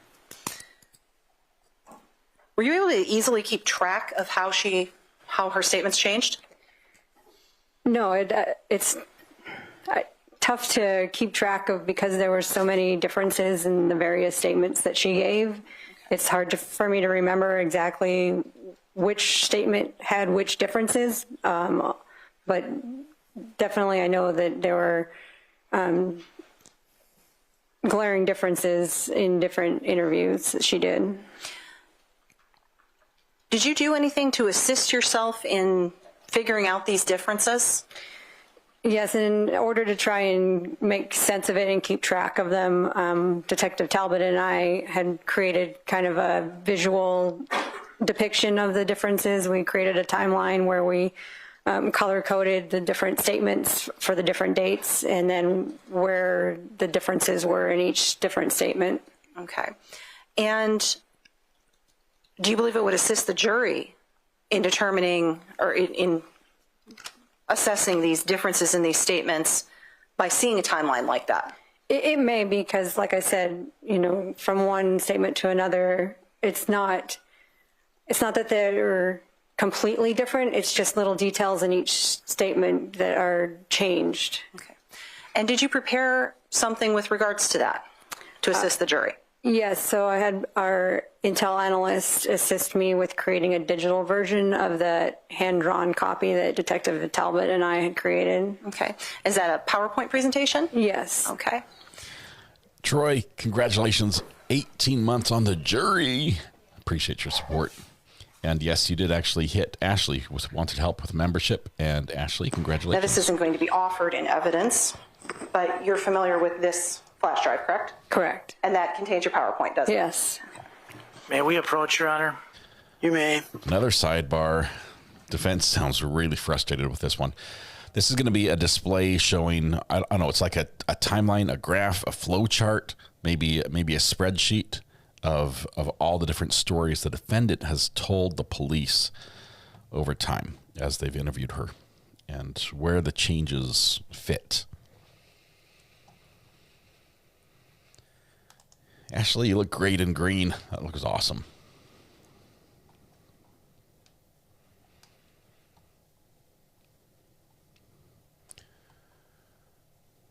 Sidebar.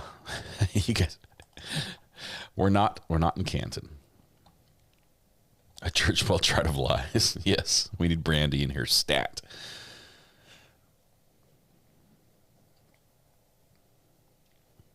Fire Girl says, I'm patiently waiting to get the real green color instead of the new green. Gray is the new green. You want the old green. See, happy 30th anniversary to my parents tomorrow and happy 29th birthday to myself on Friday. Becca, happy birthday. Was it this coming Friday or the past Friday?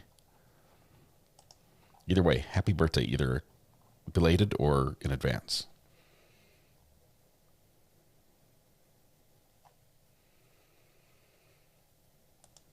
Judge sounded so excited for another sidebar. Oh, man.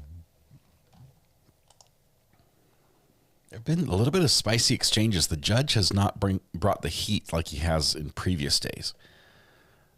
But belated or be earlied.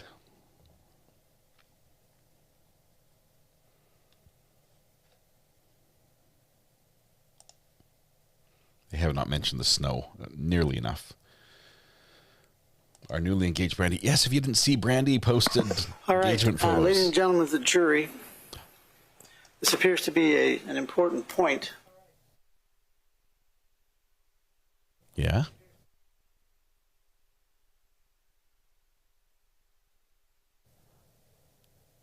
What? You can't just leave it at that.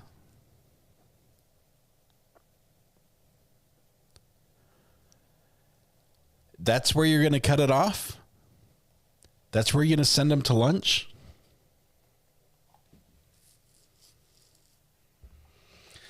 Future OG, congratulations on 23 months.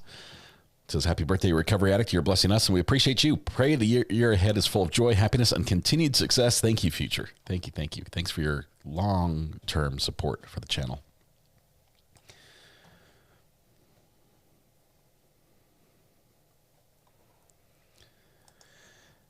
I'm here for it. It says, happy birthday, RA. Question, any difference in how you watch YouTube for memberships and gifting options? Are you talking about chat? Or I try to read all chat. Obviously, if somebody gives a super chat, I think they deserve to be put on the screen, but I try to just take questions from everything. As far as watching YouTube, it doesn't change the watching experience unless it is a members only stream, which I don't do. And I could go into it, but there was a long period, fairly recently. It's almost too soon. It's still is a little painful to think about, where just having enough food in the fridge was all we could do for the kids, and I'm very well aware that a lot of our community is at a place where the budgets are very tight, and I don't want to do something as far as membership goes that would exclude some of our most loyal viewers, subscribers, because their budgets are tight. So I've never done a members only stream, so it won't change that way. There are some emojis that would give you access to, but that's Your Honor. Okay, and my understanding is that the information in that demonstrative exhibit is going to be based upon the 5 interviews that were given by the defendant. That's correct, Your Honor. And all those interviews are in evidence? They are. Okay. And this is, again, under Rule 1006, is that correct? That's correct, Your Honor.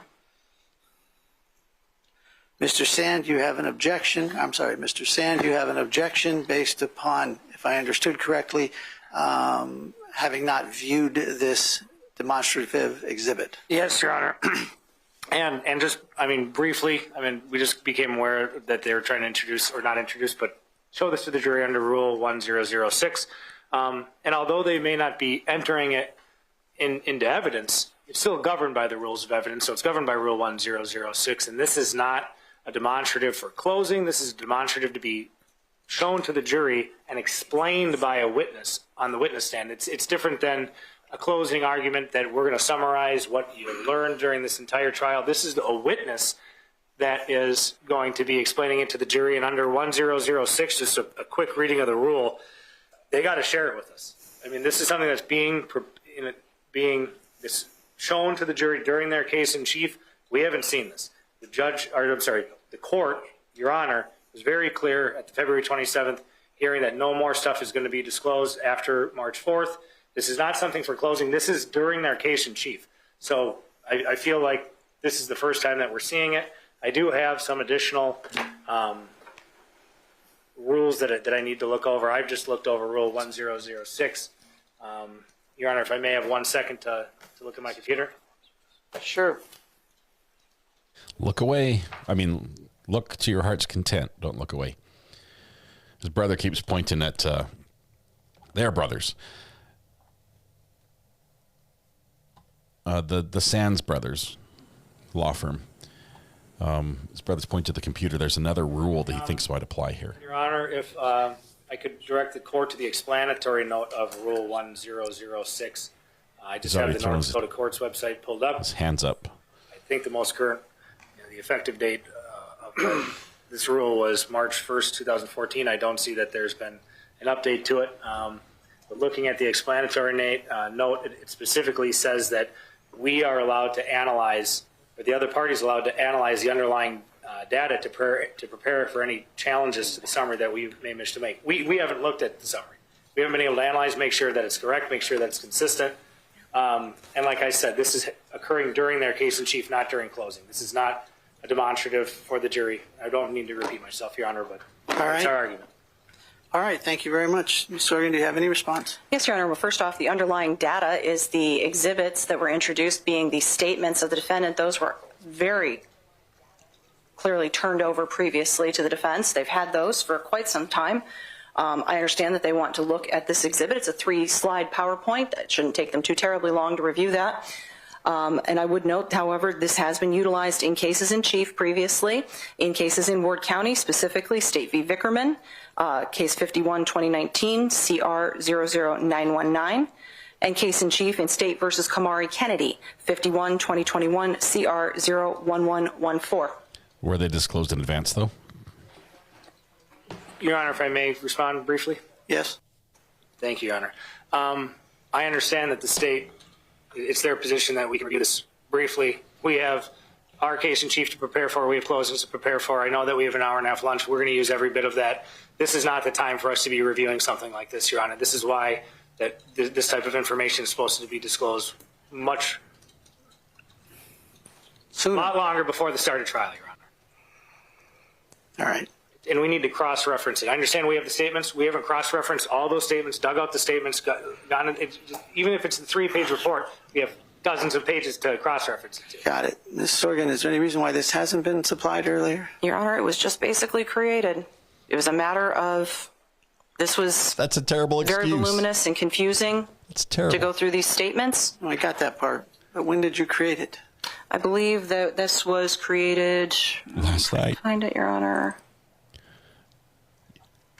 That's the worst excuse ever. Your Honor, we didn't turn over sooner because we just made it. It's out of our hands. We didn't have it before. Within the last few weeks, Your Honor. Weeks? All right. All right, thank you very much. Nope on a rope. We'll take under advisement your request here with regard to this information and see if I can come up with a plan for how we're going to resolve it. Time is 37 minutes after 11. We will be in recess until 1 o'clock, at which point I will make a ruling and we will go forward. Thank you. We will go forward. I'm going to count that as a hammer of justice. I know you can't see it, but I can. We're going to be 38. He's going to make a ruling, and we will go forward. All right, that was a little bit fun. The rules are there for a reason, says defense. They should have told us before. We have the right under the rules to make sure any exhibit they show has the correct information on it. That's been cross-referenced, and we agree that yes, factually, it's right. You can't just spring this on us mid-witness and say, we're about to show the jury this. You cool? That's the first they'd seen it. So obviously that is why we heard such frustration in the defense's voice when he made the objection. He's like, may we approach? Yeah. He's like, why would you do that? Why, if you had this for weeks, why would you just deliver it to them now? I understand also on the state side, the other side of that is this is not new information. This is just we're basically highlighting parts of different documents, copying and pasting onto another page. True. I see that. But in doing that, it becomes a new document. And it's been transferred, it's manually been changed, and it needs to be authenticated. So that was a mistake. Here's what I think the judge is going to do. If I could look deeply into my crystal YouTube icon and see into the future, I think this is what's going to happen. He's not going to allow it in right now, but they can use it in closings. There you go. You can thank me later. The first one's free. Let's see if I'm right after lunch. It was a little spicy today. We liked it. I'd say here's a lunch break. Look at it. Well, their argument was our lunch break was already busy because we are at the end of the state's case. Defense is about to pick this up. They are trying to get ready. They've got things that were thrown at them. Not really thrown at them, but they've got things they have to line up that take a lot of time and effort in preparing their own case as well. So saying, you can't give us this homework right at the last minute. That doesn't work. There's two of them. Yeah, they're like twins. Might have to save it till closing. I agree. I've seen these. The state's right. These have been used before. We have seen exhibits like this in many, many, many trials. The exhibit itself is not a problem. It's the fact that it was not disclosed previously is the problem. And that's going to turn around and bite them right in the butt. But it'll be just a little inconvenience, I think. Okay. I may have missed some membership. Let me see if I can go back and see. You guys have been incredibly, incredibly amazing with the well wishes. Holy cow. Holy cow. See, do you see the screen? All the greens are membership milestones. And all the other colors are super chats and super stickers almost every single one says in one way or another, happy birthday.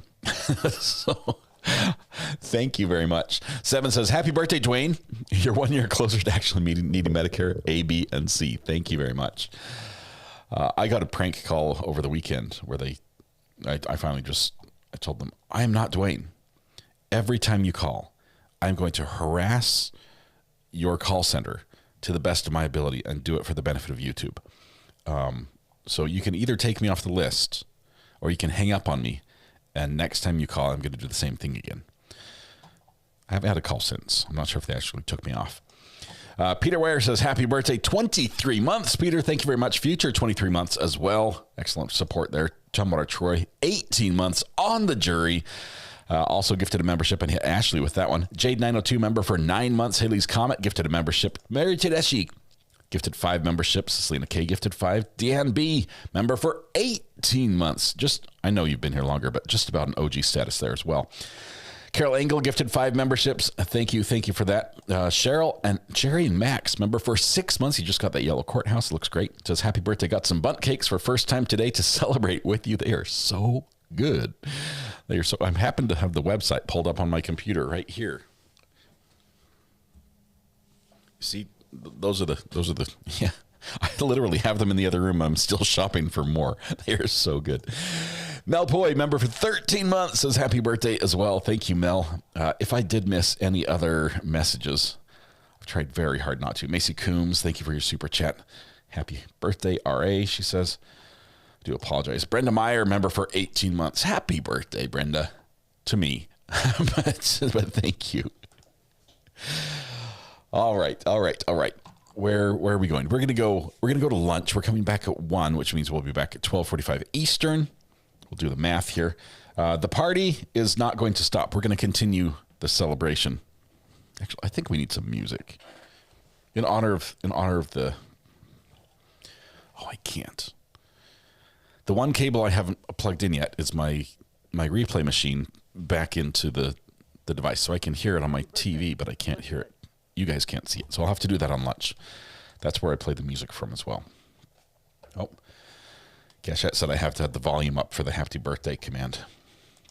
You're making pregnant women crave nothing but cakes right now. Hey, Abby, pregnant women and all the men, everybody's craving them. They are so good. I had 2. I didn't know that they were not like serving size. Like 1 box of a dozen is a serving size, right? Enjoy more cake for lunch. Can I eat? Would it be bad of me to eat one in a bowl with milk? It's my birthday. I can pretty much do what I want, right? If you think it's terrible, that's fine. You can be wrong by yourself. It's really, really good. Yes, that's gross. When are we going to break for lunch, Doug? Fellow Aries, Pam, happy birthday next week. Well, I'm clipping just a little bit. Why is it clipping? Trying to get all the settings back the way they should be. There we go. Now I can get loud, and it will be loud for you as well. When are we coming back? We're coming back at 12:45, and I'm making a thumbnail for the new live stream. Okay. Do you see this right here? This screen? This YouTube just made this change. This is the screen where I make a new live stream. So here's my current live stream right there. The full top half of the screen is an advertisement telling me to turn on advertising on my live streams. Every time I make a live stream, it now pops up. Half the screen is taken up by this recommendation to turn on advertising. They're getting a little pushy, I think. Happy birthday. You look good. I could turn it on, but we had the vacuum see you next Tuesday twice, and advertising will not happen on this live stream. Nobody will want to advertise when that happens. All right. We're on day 5, part 2, right after lunch, I think. And we're going to be coming back at 12:45.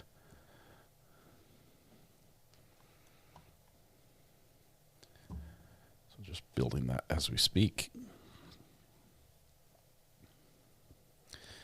It is up, and Regina Crawford has already said something in it before it even loaded.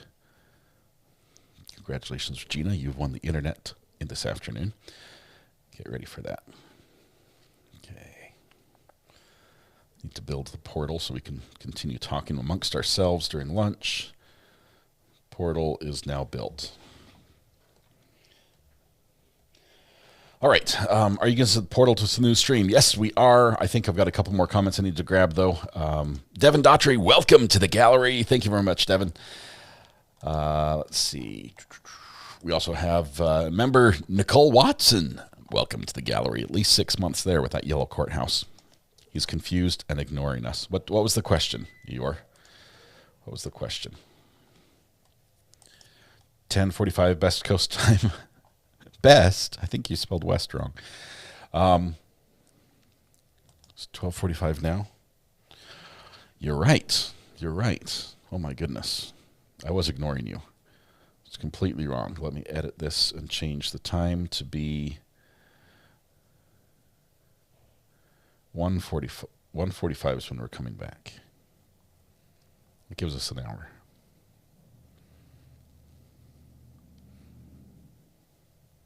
All right, thank you. Thank you for correcting me. I clearly need more bundt cakes to be thinking clearly. It is my birthday. Thank you. Oh my goodness. That is so loud. That was not the song we need to play. I mean, it is the right song, but not for now. We're going to play this one.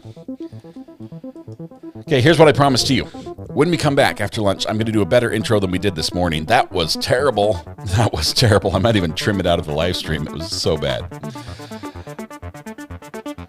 My brain officially just grew a year older.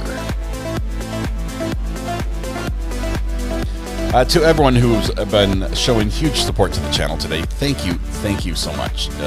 I feel loved. I feel wonderful. It is a great birthday. Thank you very much. I appreciate that. I do have to run to the post office today. There may be something there, cards and such. That would be wonderful as well.